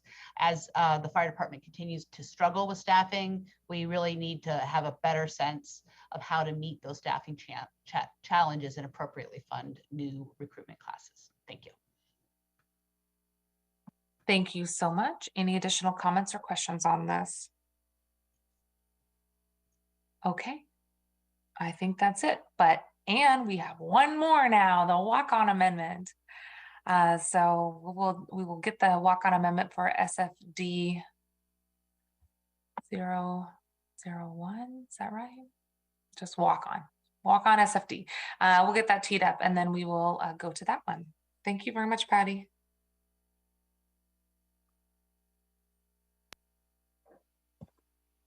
Anne, are you? Yes, Okay, I'm sorry. thanks. That's okay. I'm sorry. SFD walk-on one would add $200,000 general fund in 2024 to the Seattle Fire Department to support the addition of ARNP services on SFD's Health One team and impose a proviso. SFD has some grant funding for this work that would include ARNP services, and this would make additional funding available pending the demonstration of positive outcomes associated with the new services.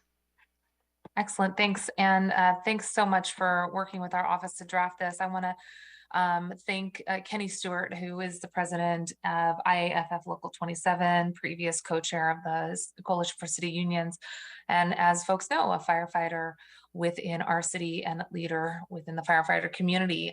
This was brought to our attention in conversation with President Stewart, and I want to thank Councilmember Herbold, who as well has expressed support and interest in being a co-sponsor on this walk-on amendment.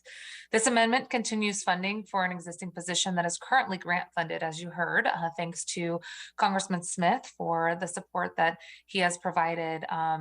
This funding is going through 2023 for a Substance Abuse Mental Health Service Association nurse practitioner. So this nurse practitioner provides the support in field assessments, writing prescriptions, developing plans, helping develop strategies for helping those who have chronic disease management needs, and also establishing clients with direct connections to primary care.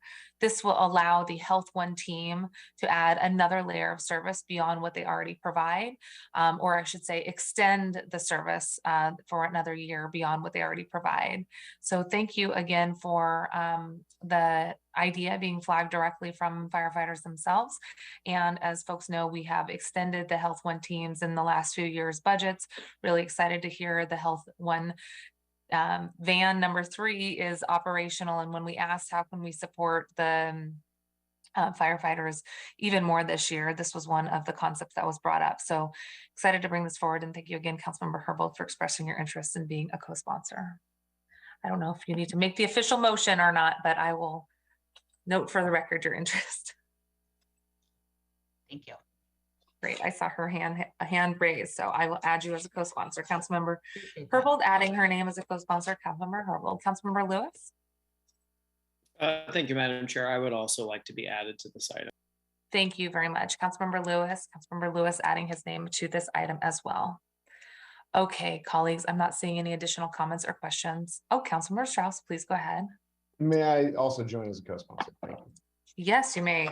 You are welcome to. Thank you so much. Councilmember Strauss, Councilmember Herbold, and Councilmember Lewis all adding their name to SFD walk-on 1. Okay. Well, we look like we might be able to adjourn a little early for our lunch break today, because I'd like to have all of the discussion about the Seattle Parks and Recreation Department together as one, since there's a handful of those. And then we'll wrap today with a discussion from central staff on agenda item number 10, which will include some slides about budget improvement and technical changes, issues that central staff have identified for consideration in the balancing package. I would like to also let folks know that at the break, I'll be circulating 2 amendments for your consideration tomorrow. These are not for today's deliberations, but in advance of our deliberations tomorrow, I'll be circulating 2 amendments. Colleagues, just want to flag for you where these amendments are coming from. As I discussed yesterday during our initial day 1 of this week's deliberation, I have been working with central staff on a few omnibus amendments. We spoke about one yesterday, and that is the realignment or reconfiguring of potential priority items that the council has codified in statute with various fund sources such as Jumpstart, TNC, and short-term rental tax, and looking to align those investments and maintaining those investments as codified in statute as best as possible. And then where we need to make some temporary adjustments for the use of higher than anticipated revenue and or spending on certain programs and services to avoid making cuts and or reductions in direct services to community members in need. There are 2 additional amendments that I am working on with central staff, and we'll be circulating those today so that you have ample time to read those in advance for tomorrow. Obviously, there's the opportunity as chair to work on these amendments and then have them just daylighted in the chair's proposed balancing package. But for the purposes of discussion and transparency and the importance of these policy conversations that have been initiated in the mayor's proposed budget, we wanted to share those with you as we discuss the 2 issue areas tomorrow. One relates to the unified care team, and one relates to the placement of the parking enforcement officers. So there will be 2 amendments that are being circulated tomorrow. These are omnibus in their approach in that they are going to be touching on a number of strategies for a unified care team investments, as well as the placement and consideration for the parking enforcement officers. And I will also note that we have done this in partnership with the mayor's office and very much appreciate our deep partnership and coordination and conversation with Deputy Mayor Washington. And between the executive and the legislative branch, our discussions jointly with the Regional Homelessness Authority, as well as it relates to the unified care team. And want to thank as well the Senior Deputy Mayor Harrell for the conversations we've had about the placement of the parking enforcement officers, and in conjunction, the representatives from the parking enforcement officers and supervisors within the unit as we consider these 2 amendments. So very appreciative of the executive's partnership with us and their supportive approach to making sure that these issues get addressed in this year's budget, but also their flexibility and collaboration in working with us on the 2 amendments that you'll see circulated. So really a lot of harmony between the legislative and the executive branch in helping to develop strategies to address these 2 important policy issues that were suggested in the mayor's proposed budget.